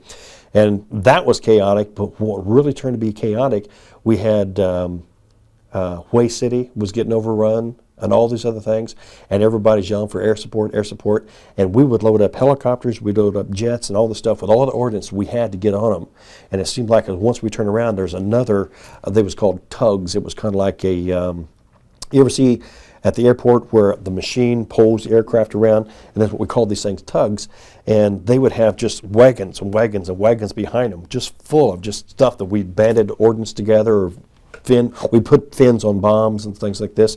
There's two different types of fins. You had a snake eye fin, you had the straight, like the World War II bomb. Okay, so what did the fins do? The snake eye fins, they opened up once the aircraft would drop them down, and it slowed down that bomb so it wouldn't skip. And if you had the bomb, say like if it was a tree line, these fins would open up, and it was more of a first smart bomb they had. It controlled the descent on the bomb. Then for the B-52s, we loaded the ordnance for the B-52s, and that was just like the old World War II bombs. They would fly up and just drop just tons and tons of this ordnance down on it. But I had thought in my life that I had worked hard in boot camp. My grandparents lived on the farm, and I baled hay, and I did all the summer jobs out there. And I thought I was pretty tough. I thought I could handle it. It was daylight to dark, and by the time they finished working us, we had guys that had just their hands were just raw because of just working, just blisters. Nobody had gloves over there. I mean, it was horrible. I mean, just unbelievable. Nobody really, you took a lunch break, you grabbed what you could grab, and you just went back at it again. But it all happened there at the beginning of my Vietnam tour, and then after the Tet Offensive was winding down, we went into a basic type of like a work session. We worked 24 hours a day. We had 3 different shifts, and each one shift would come out. We would leave. Well, we didn't finish up for those guys. They did their things. So we had a chance to go home. Go home then was just an old tent. That was we had a tent. We had a bucket. The bucket we did our laundry into. They would give about every 2 weeks. They give a guy a break. You get 1 day off after 2 weeks of just working constantly. And that first day you had off, you think, wow. You kept thinking, boy, what I'm going to do on my day off. But that first day that you got off, you almost just sat there like, wow, what all's happened? I can't believe all this went on. But you tried your best as time was going on to wash any gear that you had to wash, write a real quick note back home to your parents. Some of the things they went, because the manpower so low, they went through the ammo dump. They said, we need guys on guard duty. I'll take guard duty. Because guard duty, basically, you're sitting out there, you're watching. So I volunteered for guard duty. The air wing guys are different than the regular infantry guys. I love the air wing guys, but they're just a little bit more laid back than the other guys. A little bit more intelligent, too, So, but being the grunt in the group, they said, so why would you volunteer to go? I said, guard duty, guys. I said, you're sitting out there in a bunker. I said, you're on an M60 machine gun or whatever, but you're sitting. I said, you guys back here at the bomb dump, you're working your rear end off from daylight to dark. So guard duty, spent 30 days on guard duty, which was really, it was a nice deal. You had M60 machine gun. They also on guard duty, and I wanted to see Vietnam, and where I was at in that ammo dump, I didn't have a chance to see it. So where was that in Vietnam? Chu Lai, it was up in the north I-Corps area. We was probably about 50, 75 miles from the DMZ, that basic boundary line. And your supplies came in by air? We got a lot of the stuff from ships. We had a port. Chu Lai was a port area, so a lot of the ships would come in. Now, where we were located at, to give a description, it would be like Anderson to like the western part of Edgewood. Anderson was Chu Lai, but where they had us in the ammo dump, they didn't want the ammo dump in the regular, so they stuck as far as they could. And as far as because the jets were coming and going so much out of there, they had the airstrip as far as they could from it, so it kept all the noise and stuff down. But we had broke records. We was flying out more jets than what Chicago Airport was doing on a normal day, and it was something they was proud of. Boy, this is how many jets we're supplying. And the officers are real good. They would come in, give us the motivational talks, the pep talks. Say, guys, we got guys hunkered down in Quezon. We got guys hunkered down over in Hue City. He says, they're calling for ordnance every day. What you're doing, you're saving guys. It's really great. And so you're thinking, I can't move my arms because they're so sore. My hands are so sore, but it gives you the motivation to go out and do it again. But doing the guard duty, We also ran the United States. The theory was hearts and minds. So the United States had contracted a lot of Vietnamese people to do a lot of the things that they didn't want the military guys to do. And they had ladies would come in and kind of work in the mess halls. They had guys who come in and just doing basic maintenance or whatever. And they was paying the Vietnamese people a lot of money. I think America was thinking, if we could show these people how our system works, we can go ahead and get these folks won over so they won't want to be the communist side. So one of the things you got to do, and it was neat, we had convoys. We went out to the villages, and it was kind of like what people do today, the commute.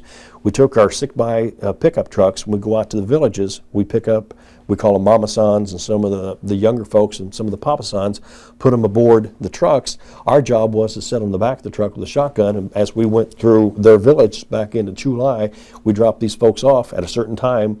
People who needed the help and stuff like this, they picked up the Vietnamese folks. We knew leave the guard post, we had to go back and pick up these people, and so it gives me a chance to see the countryside and stuff. I'm thinking, Vietnam's kind of neat. It really is neat from what I saw. And this is after the Tet Offensive was pretty much wore down. But and I felt, and one of the movies that I saw on TV or a movie was The Ugly American.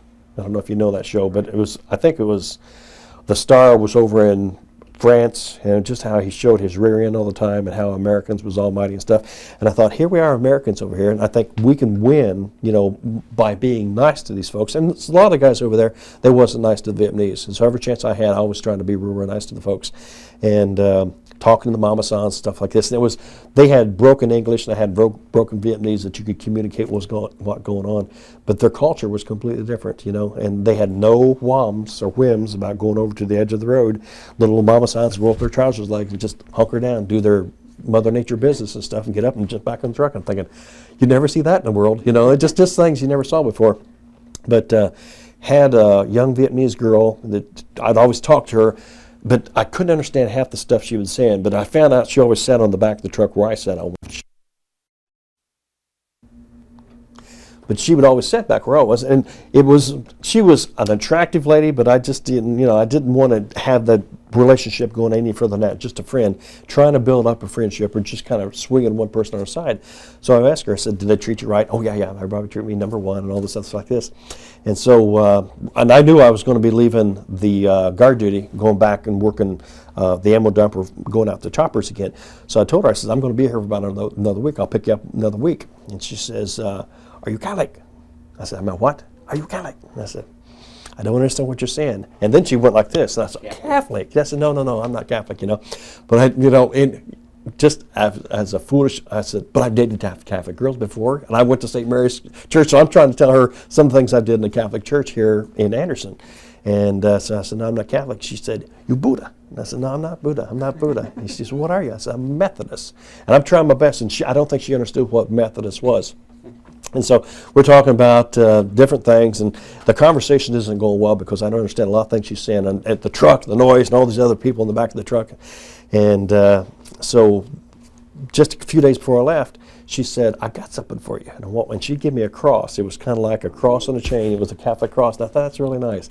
And that is one of the high points of the Vietnam tour duty.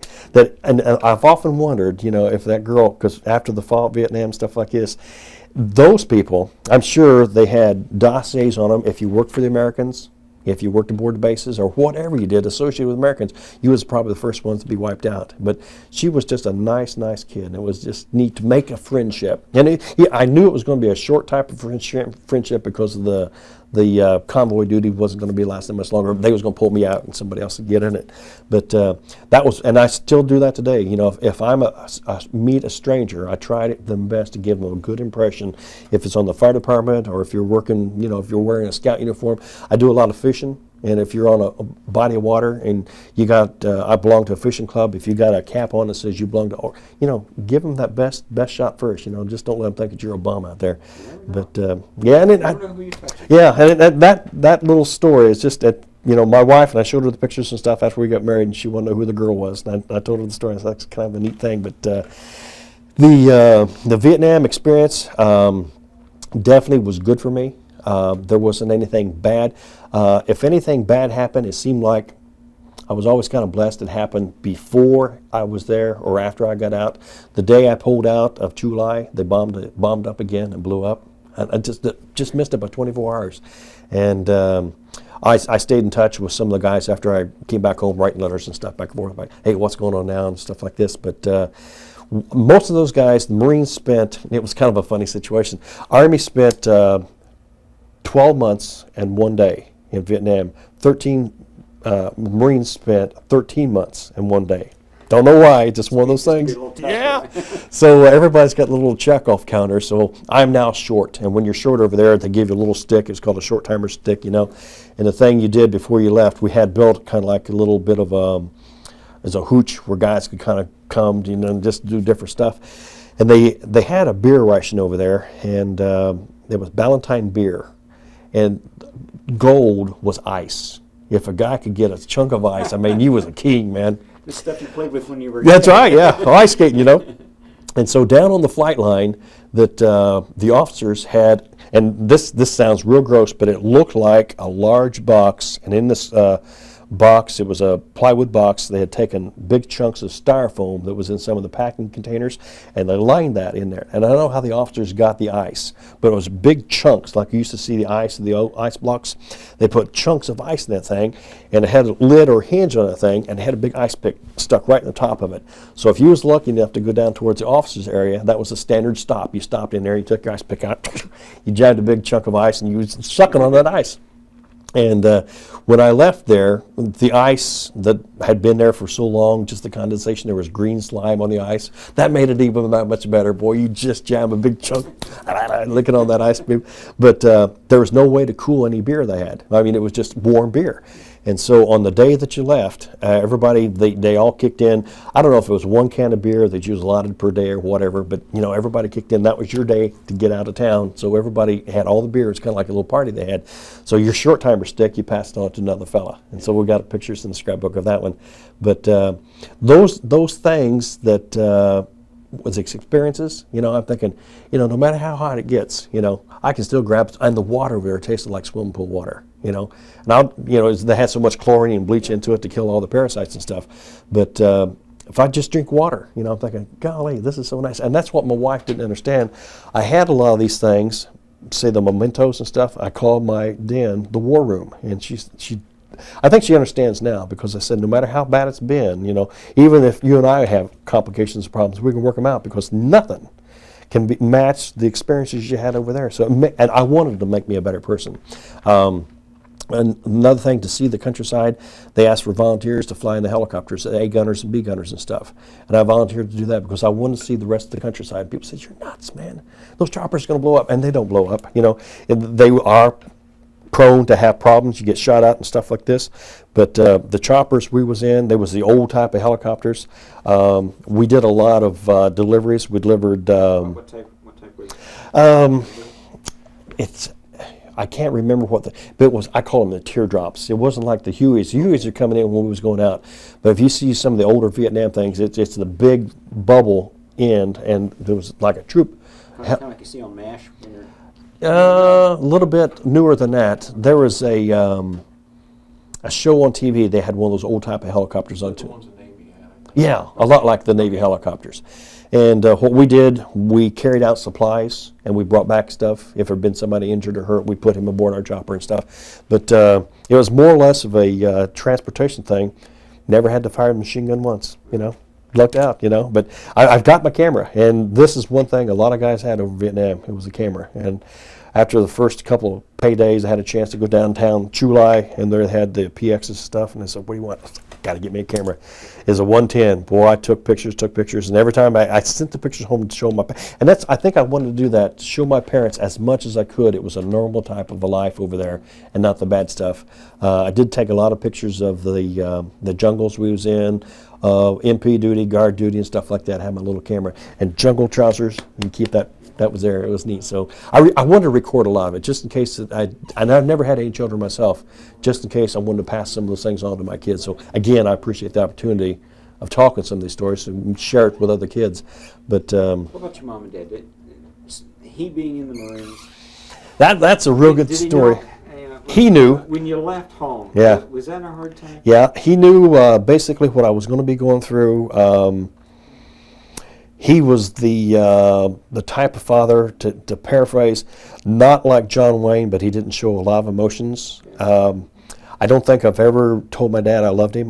Never remember him saying I loved you. It was just one of those things, you're a man, And growing up, if we got hurt, playing baseball, something like that, and today we use the word "suck it up," which is like, hey, come on, don't cry, be tough. And I think my dad knew that what life was like. You got to be tough to be a guy. But there wasn't that real buddy. We ran together, we played together, we fished together, but actually hugging each other, squeezing. And my mother, I make it a concerted effort now to hug her as much as I can, because growing up as a kid, I don't remember.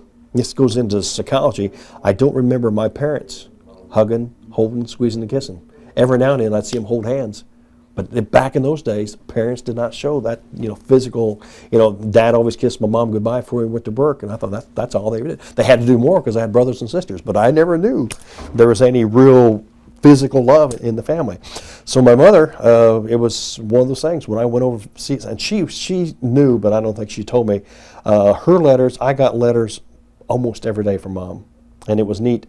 People say, well, what do you write about? She wrote about, well, so-and-so stopped in, the weather was like this, the mailman, had a package the other day, and it was a mini vacation.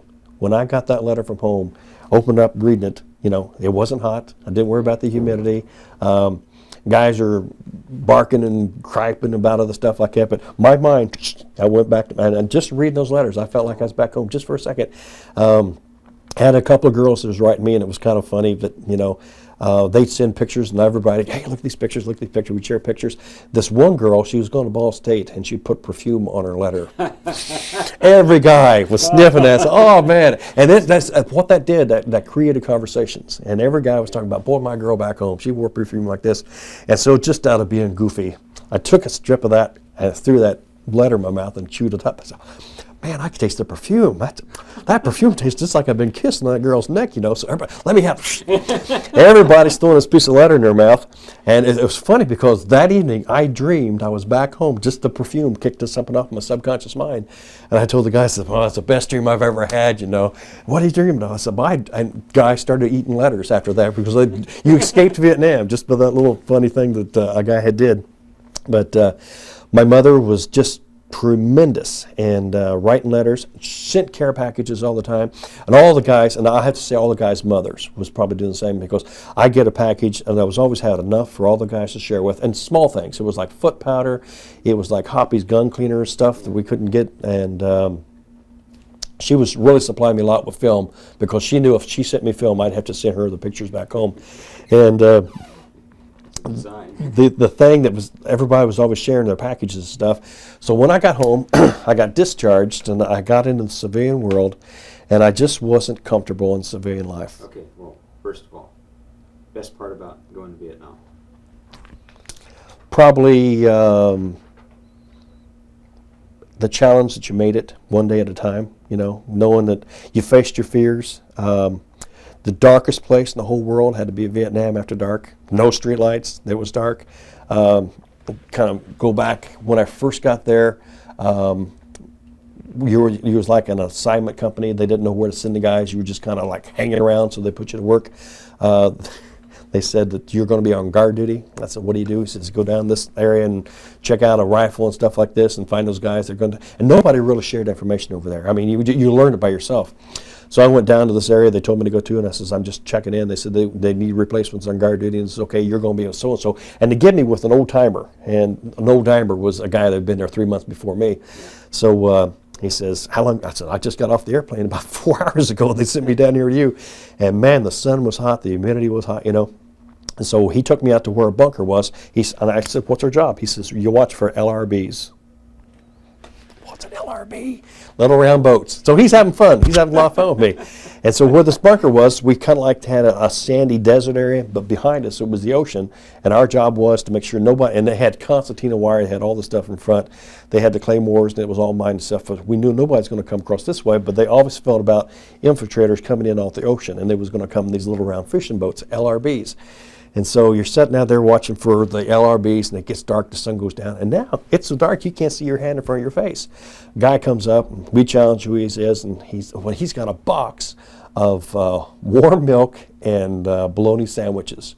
And this is what the guys ate on guard duty. And he says, it's me, so-and-so, bringing in the so-and-so sandwiches and the milk. I says, yeah, come on up. So he walks up there, and the new guy, I'm the new guy, the old guy gives me the box, just says, take it down the bunker next to us. I'm thinking, where is it? Man, I can't see it. He just says, stay on the path, you'll be all right.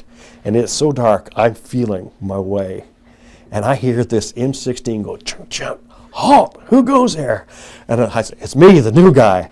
And he said, a couple of cuss words coming out. He says, what are you doing in front of the bunkers? I says, I don't even know where the bunkers is. He said, why ain't you on a path? And I said, I don't even know where the path is. I had walked out here in front of these guys, not knowing it, But those, overcoming those types of fears, and you think, my gosh, I'm out here close to a minefield. You're on your own. And it's just knowing, I guess the challenges of Vietnam was, you was on your own. You knew you had your buddies with you, but you had to be responsible. If you made a mistake, if you tripped a tripwire, or if you did something to screw up somebody else's life, coming home with all my fingers and toes, boy, that was a fear I had. If I was fearful of booby traps, I was fearful of traumatic amputation and snakes, and that's the main fears I had overseas in Vietnam. And I always tried to keep those fears out of my letters when I went back, talked to my parents, and sent them letters and things. But every now and then, a guy could be in the wrong spot at the wrong time. He could be where one of those mortar rounds would hit. We had mortar rounds, at least once or twice a week will come in. They was looking for the dump. Yeah. They was trying to get rid of the dump again. And that's where we stayed when we're not on guard duty and stuff like this. And I kept thinking, the dump went off once, it's going to go off again. You just can't have that much ordnance down there without, that was the target. Was that the worst part? Overcoming fears, the unknown. Even today, the unknown is fearful to me. You don't know what's going to happen out there. I'm at the fire station and tones go off, and it's an all skate. Everybody's going to go, and all of a sudden I kept thinking, how bad is the fire? How big is the fire? Anybody trapped in the fire? It's that unknown thing. And 9 times out of 10, you arrive, it's small, and you think, okay. But I've got religion. I tell you what, I was religious before I went to Vietnam. While I was there, I was extremely religious. Tones go off in the fire truck. It's that real quick prayer. Lord, be with us, help us, And I think that has been another plus, unless you've never had a chance to really be in a real tough situation, you feel like how you're insignificant, If something happens to you, it happens to you, but you better be ready, for anything that's going to come around. But well, the question was, what good came out of Vietnam? Well, I think you said pretty much what good. Just what's the thing what was the worst part about it? Physical conditions was tough. That was hard. Not being able to ever get clean, that was always tough. Your clothes, your body. Where we were, there was so much sand, and the ocean spray was always coming. We had a typhoon went through while we was there. The inconvenience of human waste. They had to set them on fire. You're walking down an area, and all of a sudden a black plume of smoke comes up, and all it is, it's they've taken outdoor privies or wherever everybody's went, and they just poured kerosene onto it, diesel fuel, set it on fire. So the majority, I guess, if a guy would just make a gesture that anybody knew what Vietnam was, you had a canteen cup or you had your plate that you might eat. You put your hand on your canteen cup just to keep the black soot from going inside. You'd have black soot on you. You know what soot was. You'd brush it off and get a long streak of black soot on you. You think, oh golly, But the monsoons were tough. I almost drowned over there. Being stupid. We had a small little creek going back to the ammo dump, and the monsoons came in, and it rained and rained and rained. It's pretty much like just a heavy rain. And this little creek, by the time that we came back, was just out of its banks, and so everybody was going across the bridge. I said, come on, follow me. Boy, I got down in the water up to my neck, just bouncing. I'm thinking, oh, this is dumb. This is real, real dumb. Just trying to be a funny guy. Backed out. I think I'm not going to be dumb no more. I really didn't have any bad, horrible experiences. broke up with the girlfriend over there, and I thought that was bad, but it wasn't bad until I got back home, found out, that it's no big deal. And I guess the attitude is it. A lot of things you see now is just no big deal. Breaking up with a girlfriend wasn't that bad. I never thought about. It seemed horrible. Yeah, but as I got back home from Vietnam, that I was so happy of coming back home as normal as a normal guy could be. Now, I think my parents thought I was messed up, but I don't think I was messed up. I am still today real gun shy. I'm goosey. I mean, noises go off. I jerk, I jump. At the fire station, one of the guys will come in, they'll drop something down, makes a loud noise, and I'm halfway up the wall. But I think that could be just a lot of me. But I am real sensitive on loud noises and stuff. I'm careful all the time. And I do not like 4th of July celebrations with the fireworks, the booms, and all stuff like this. And I've transposed that into my Labrador. Labrador is supposed to be gun dogs. Thunder comes up way down in the countryside. My dog is, oh my gosh, what's going on?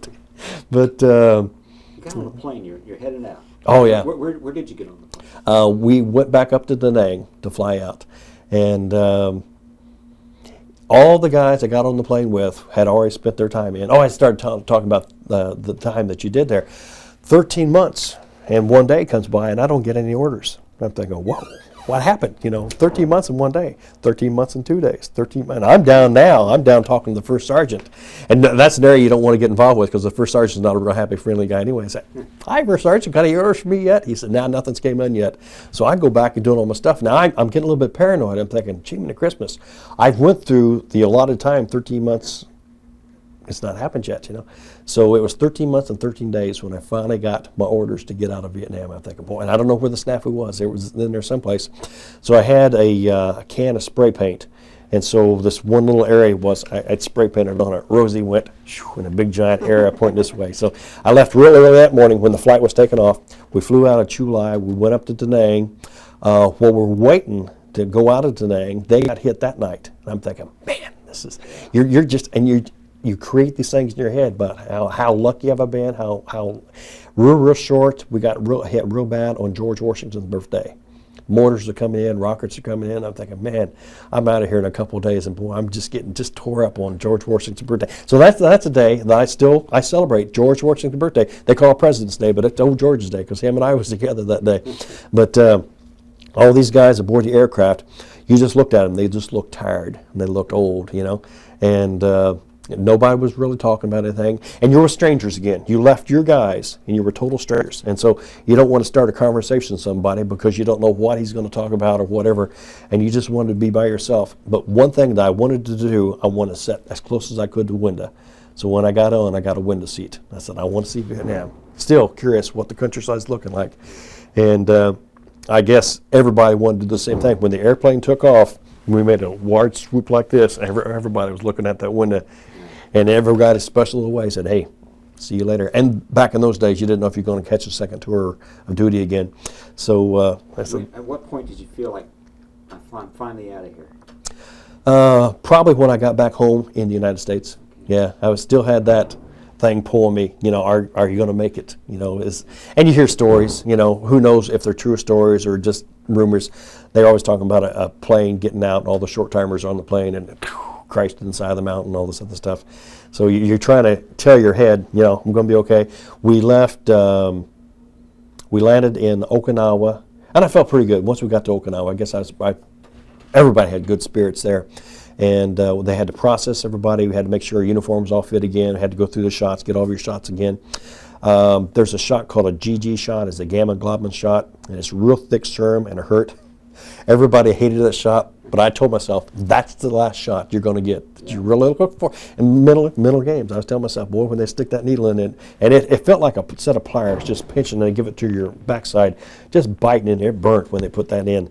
So I just, okay, celebration. Last GG shot. I'm in Okinawa, getting my uniform all squared away. We left Okinawa. We spent about 1 day in Hawaii, picking up some more people on the aircraft, flew out. We landed in California, and again, I was real lucky because it was late at night, no war protesters. And a lot of guys talk about the war protesters. Never had any conversation, never had any incidents. Came home and landed in Indianapolis. Nobody met me at the airport because I wanted to kind of surprise everybody I was coming home. They knew I was going to make it home, but they didn't know what day. And I don't know if I got on a bus. I don't remember how I got from Indianapolis Airport to Anderson. But when I got to Anderson, across the two big trees in my front yard, my parents had put a sign up, "Welcome home." I thought, that's cool. That's really cool, you know. Got my Instamatic camera. Okay, took another picture of that sign. And I think I burnt the whole 30 days there. And I just spent home, and everybody, and you hear a lot of the Vietnam people talk about, nobody wanted to talk about the war. I didn't have the problem. I think here again, my dad knew what was going on. My mother knew what was going on. So, and pretty much like what we did here, we just talked. I told them the stories I saw and things I did and what I did when I went to R&R, and I went to Sydney, Australia, and R&R. Had a chance. There was a thing called a Mars station. It was ham operators had a chance you could call from Vietnam to your house. And I surprised my parents once by calling in and said, "How did you do this?" And what you had to do, you had to say over so the ham operator knew that you'd finished your conversation. So he explained all this stuff to my mother. I forgot all the directions. She forgot all the directions. The ham operator saying, "Was this guy finished yet?" Because he hadn't said over yet. But it was such a neat thing to be back home and sleeping in your own bed again. Even as a kid, I've been in for 2 years now. My own bed felt so good. It felt like there, I guess, when you got back home, when you got back in your own bed again. Just knowing that was your bed, you grew up as a kid, but that was that bed. And waking up the next morning, you smell, Mom was cooking bacon and eggs, smell the coffee and stuff. Like, this is good. Life is good, and it's going to get better. And Mustered out when? I spent 2 more years. I was California. I left. They give you the option when you came back from Vietnam what coastline you want to be on. I had it with North Carolina. I didn't want to get back in 2nd Marines, so I volunteered to go back to California again, and they put me in a place called St. Onofre. It was the 2nd Infantry Training Regiment, all brand new kids coming through, went through us. And there I was thinking about the education, so I thought, this is my chance to share my knowledge with these young guys coming through. But I worked a little bit like it wasn't a troop handler, but you worked with the troops, but they wasn't your people. You was kind of with them, and we worked again in the ammo dump. And a lot of these young kids that come up here working in the ammo dump. And I guess it's like if you've ever been deer hunting, you know, if you've got your deer, you can look up to the guy that's already got his deer. So what's it like? You know, and these young guys that say, "What's it like?" And a lot of guys I asked that same question to, they wouldn't. You know, they've just said, "Well, you got to get there. You got to experience yourself. You know, just watch out." And that was one thing that watch out who you lock up with. Because the Marine Corps had such an image, but Marine Corps had bad guys too. And a lot of times, you know, I'm in my school talks, I say, you're aware enough to lock in with somebody that's going to be trouble, or you're going to lock into the guy it's going to be a guy you can trust your billfold with or whatever. But that's the only really information or advice I got from an older guy before whatever. Just watch out who you lock in with. So I always made sure to tell that to young guys. Be careful who you lock in with, you know. And you can tell a good guy. You can tell a wise guy from a guy that's going to, you know, pop off to a sergeant and get you both in trouble, or you get with a guy that's going to be decent and those. And I think that's how I locked in with Bruce, the guy that threw me the car keys, because he was a squared away guy. But spent those years in California, and that was fun time. The only thing that kind of lagged on the back of our necks was everybody was going for the 2nd tour of duty. And you didn't know when your orders were going to come up, because majority of the Marines I knew had went to Vietnam once. They was going back for the 2nd tour of duty because the thing was still kicking in. Nixon was now the president, and he had a program. He said, "We're going to get the guys out of Vietnam." Their game plan was to have more of the Vietnamese assume the responsibility of what the Americans were doing. So I was kind of playing the odds. I said, how long? And that's when the war protesters is going on. The hippies are just all over the place. California was just the mecca for hippies. And here the young Marines was, and I'm probably 22 years old. You still got the high, tight haircut. So any place you went, they could tell you was military. So you didn't go too far out of the civilian world. You stayed USO places, Camp Pendleton, St. Onofre. It was military towns, so he was pretty safe in those areas. But just the thing worked out. They wasn't sending as many guys back to Vietnam, so I was just lucky that little section they didn't go back. So once I did muster out, came back to Anderson, again, had the same thought. I thought somebody was going to wave that magic wand over my head. Yeah. 4 years, that's what I invested. I'm going to know that now I want to be an educator or whatever. It didn't click. I had become institutionalized. I liked the military so much. And now the world is divided. People say, well, what's good about the Marine Corps? What's good about the military? I said, well, you got a place to live every day. You got food. You've got, I said, for some reason, if you would lose your paycheck, you got a place to stay.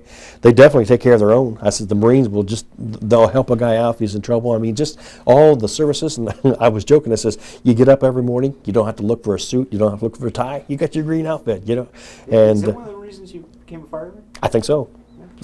Well, that and another reason, what got me on the fire department was just pure luck. I came back to the States, and I wasn't happy with civilian life. I was looking for anything. And my father had came home, and I'm just hanging around. And now I think they're looking at me like, what's this guy going to do? Is he going to be a bum the rest of his life? And you had a certain period of time, and I knew what the period of time was. I talked to my career advisor before I left. He said, we'll give you a sergeant if you re-up. And I said, nah. And the reason I got out of the Marine Corps was all my buddies got out. I look back now and I see that all the guys I ran with, we was overseas together, we came back together, and these guys, when I got out, it was a party. We did the same party we did in Vietnam. Guys would write out on the back of their windshield, so we know 15 days to go, 14 days to go, and it turned into a party. When these guys left, and I was all by myself. I was the last one. When I got out, I said, there's all these other guys are the new guys. All my old buddies and stuff, they're gone. So I knew I had a freedom by the time that I left California. I drove home. I purchased a vehicle there. By the time I left California back to Indiana, I knew that was the last time I was really going to be free. If I wanted to take off and see the Grand Canyon, I did it. If I wanted to take off and do anything. And my parents knew I was coming home. So once I got home, I didn't have any plans. So I'm just kind of sitting around the house. My dad came home one day and he says, I talked to the fire chief. And just out of the blues, I said, about what? He says, he asked me. He asked me. I said, and I'm not trying to be defensive or whatever. I said, ask you about what? He said, is your boy back home from the military? And he said, yeah. And he said, what's he doing? He says, he doesn't really have a plan yet. He just kind of trying to figure things out. And he says, have him come up and talk to us. And it was my dad asking about what? He says, and this is where the government works in mysterious ways. He said the city of Anderson had just bought a rescue truck, and with the rescue truck, they used federal money with it. Anytime you use federal money, there's a hook, and in that hook was Nixon was trying to take care of some of the veterans that came back home. A certain percentage, and this is the quota, as long before I knew what a quota was, a certain percentage of the guys going to fire school had to be veterans. So I said, I don't want to be a fireman. Damn it, Chris. I'm a real informed kid, not having a job. I said, I don't want to be a fireman. So Dad says, do me a favor. He says, go down and talk to the fire chief. And I subconsciously, I knew what I was going to do, but I really hadn't confronted it to myself yet. So I told my dad, I says, I'm not happy in the civilian world. I'm going to go back in. And it was just like I said something horrible to him. And my mom was there. And boy, his face just dropped. And he says, man, you can't go back in. And I looked at my mother, and she says, you'll never. And this is the part I didn't know. I knew what was going on while I was overseas, but I never knew what was going on in their life. Every day they were scared. Every day they was fearful. My mother, as great as she was, I probably caused her more gray hairs by being overseas, because what they're watching is on TV. They're getting selective news, and they're thinking, boy, this guy's going through all this horrible stuff. And I was always trying to be upbeat in my letters and stuff, but I'd send her the pictures and stuff. And I never took any bad pictures. It was always good photographs. And but by just being there, she says, you'll kill us if you go back. That bothers me even the day having my parents think that I'm going to kill them going back over there. So begrudgingly, I told my dad, I said, well, if you want, I'll talk to the fire chief. But I knew I was going to go back in. And so went and talked to the fire chief, and I said, hey, Dad said you was looking to talk to the veterans. He said, yeah, come on in. Real nice, Jack Bowman was his name. He said, sit down, let me tell you what's going on. He explained the rescue truck, and certain percentage of the classes had to be military. And he says, would you be interested? Nah. I said, I'm just up here because I wanted to tell my dad I came up and talked to you. And he said, well, you're making a fast decision. He said, no, wait a minute. He says, I got to get these numbers in. I got to get these names in. Why don't you do me a favor, sign up for the school. And if you don't like the school, then go back and talk to the recruiter and get you in. Because I knew I was going to go back in as a sergeant. I had some knowledge about the Marine Corps. So I said, okay. And so I signed a piece of paper, and he said, you got any buddies out there? So I got a couple of guys, said, hey, they're looking for military guys if you want up there for a job. So they signed. We got the fire chief, the number of guys, went to the fire school. The first fire school, it was kind of like an orientation thing. It was really nothing, just a bunch of guys talking. But the second class, they had us working together. There's a thing called a church raise where you put a ladder up like this, and you tie the ropes down. The guy has to climb 50 foot up this church ladder and back down the other side. And you're starting to depend on everybody and say, hey, this is what I've been looking for, is the working, and like you said, it was amazing that if it wasn't for the military, the Marine Corps, I wouldn't be on the fire department today. It was just one of a lucky event happened, and then I found what I was looking for, and we still have that today in the fire service. Guys cover each other, guys work together. Being 53 years old now, one of the older guys, the younger guys have come up and say, hey, I can handle that. So both of us working a hose together, but I know that he's throwing his shoulder in the hose tougher than I am. Or if you're putting a ladder up to a building, the younger guy comes up and says, let me go up first. So he's carrying the chainsaws and stuff up the ladder, so I'm up, I got my air tank and all that stuff on. But you still got to make sure that you're pulling your fair share of the load. But it's cool. The fire department's the best thing that's ever happened to me. So if it wasn't for the Marine Corps, I don't think the fire department would. I would have never thought about that. I probably would have stayed involved with thought about being an educator. Well, we done on film. About 7 now. Okay, we've got about 7 more minutes. Got ready? Film. Explain the helmet. Helmets is kind of it's an identification thing. When the guy first got there, you're the new guy. And you're going to be made fun of, the jokes and stuff like this. So even though that you're the new guy, the first thing you do, you find yourself a calendar. So you start your first day. You got so many months you check off your first day. And you're with 3 or 4 guys that are older guys, and they say, hey, I got 4 more months to do, How much time you got to do? I've got a lifetime to do, And so once you finished up your first month, if you had a helmet or had a dry marker, you took your dry marker and you wrote your first month down. So that's a big achievement. So the first month you're there, you put on there. So that's on the side of the helmets you put on it. And also the guy would put on his helmet the state he was from. You could have, say, like a state of Texas. It was easy to identify. You'd be walking down an area, you'd see a guy in Texas, hey, Tex, stuff like this. And it was a way of breaking things down. Now, the helmet I picked up at a Army surplus store when I got out, but the helmet liner, before you checked out overseas, what you had to do, you had to turn in all your gear. You couldn't take anything out of Vietnam. So I had a set of jungle utilities I wanted to bring home with me, and I wanted to bring my helmet liner with me. So what I did, in my socks, I rolled that thing up just like a sock. So when you landed in Okinawa, they took your sea bag out, dumped all the stuff out, and they had 4 or 5 guys going through all the stuff, and they never did find the helmet liner. So that's a part of the Vietnam thing. And, but the helmet liner was a way to identify yourself because it was all green. You couldn't tell who was who, but if you had Indiana on your helmet, they knew you was from Indiana. And total strangers. And I bumped into guys from, even if he wasn't from Indiana, Ohio. That was close enough. Hey, Ohio! Boy, you became buddies because you was close to home like that. And a couple guys there from Indiana that I was with. Big thing we did, state flags. That was real big. If you had your state flag up, you stuck it someplace, and somebody see your state flag, automatically people, hey, I'm from Indiana, where are you from? So it was a perfect icebreaker. You could identify yourself to somebody with your helmet. So the helmets was big. You could learn to read a guy's uniform once you got discharged out of Vietnam, where he was by reading the ribbons on. You could read his hash marks, how long he's been in, what his rank was. You could read a guy's uniform, but the helmets is the first thing I learned to read. First thing you looked at the guy, you stuck down his helmet to find out how long he's been there, who he's with. A lot of guys would put their division they was with or whatever. States was big, if you had your state on there. Some guys, they decorated their helmets. Some guys decorated their flak jackets up with different things. If you had a dry marker, you was a king again. You had a dry marker. You use that dry marker until it got so dry, then you have to shove it down on some of the material just to get the rest of the ink out.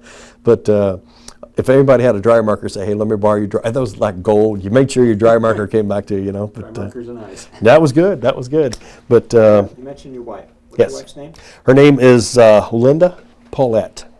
Okay. And I came back home from Vietnam. One of the girls that I was dating, goofy things you do as a young kid, all the other people that I have known in those 4 years had gotten married. It just seemed like it was a thing to do. You went to college, you got married.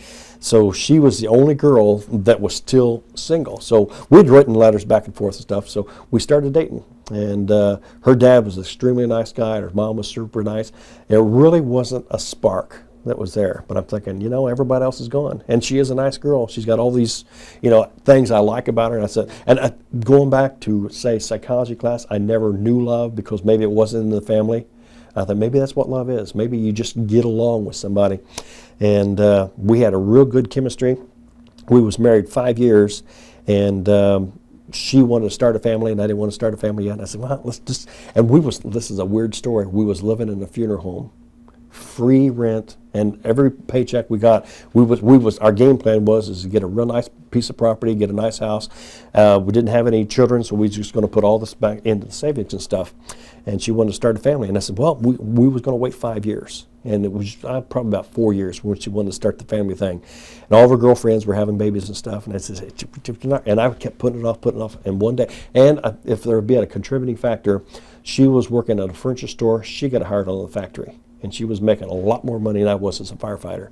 And she was becoming independent, and I was like, come on, we can do these things working together.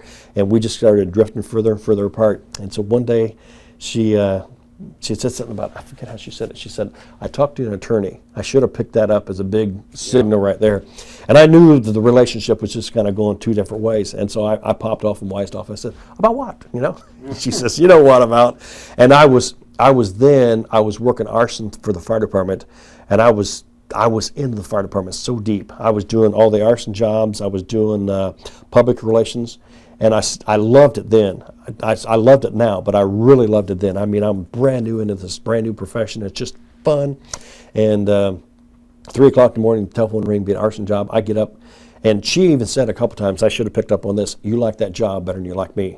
I pat her on the head. I said, no, baby. I said, you're the best thing that's ever happened to me. I'm out that door. And there'd be times that, back in those days, we had 3 guys working arson. You might be there biggest part of the night, come home, take a real quick shower, and you go back to work. You spend your days at the fire station, you come back home. And I neglected her. I left her where I shouldn't have been leaving her and stuff. So she said she had talked to the attorney, and it just wasn't there, and we didn't have any children. She said, why don't we just go ahead and do a no-fault divorce? That's when Indiana started up with no-fault divorces. So I said, yeah, if it'll make you happy. She said, I think it's going to make me happy. So she wanted to start a family. So crazy it is, as small as Anderson is, I never bumped into her again, even though we lived in the same town, until her dad passed away. And she's real happily married. She's got one son that's, I think he's going to college. But I bumped into Linda probably 5 years after that divorce. And using the Vietnam experience and using the marriage experience, it says, now I understand how all these little pieces of puzzles go together. And then, when we got married, there was no marriage counseling or anything. Because she was a Catholic, we had to go through the catechism classes. We had to do pre-marriage. And the ministers and the priests were just fantastic. He was opening up things in my mind I never thought about. Like, yeah, there's so many times you take people for granted, you don't do things. So I married Linda 21 years ago. And it's been, learn by your mistakes. And she was pre-married, had 3 children, and now we got grandkids, and it's fun. Life is really fun. 30 seconds to tell posterity what you want to tell them. I would never change anything I've done. I think Providence has definitely been on my side. I believe that things happen for a reason, and if there's a chance for me to share my stories, good about Vietnam instead of the negative. There's a lot of people came back home. I think they wanted to lay and roll in the bad parts, and I don't think the bad parts are there, but you don't have to live in them. There's a lot of good that comes out of those bad situations. So I do a lot of school talks, so I appreciate it again to have a chance to talk, maybe share some information with other fellows, so young people today can respect what liberty and freedom does mean. Hope it helped. Corporal Rosencrans. Thank you, sir. Thank you very much. I appreciate this opportunity. Thank you very much.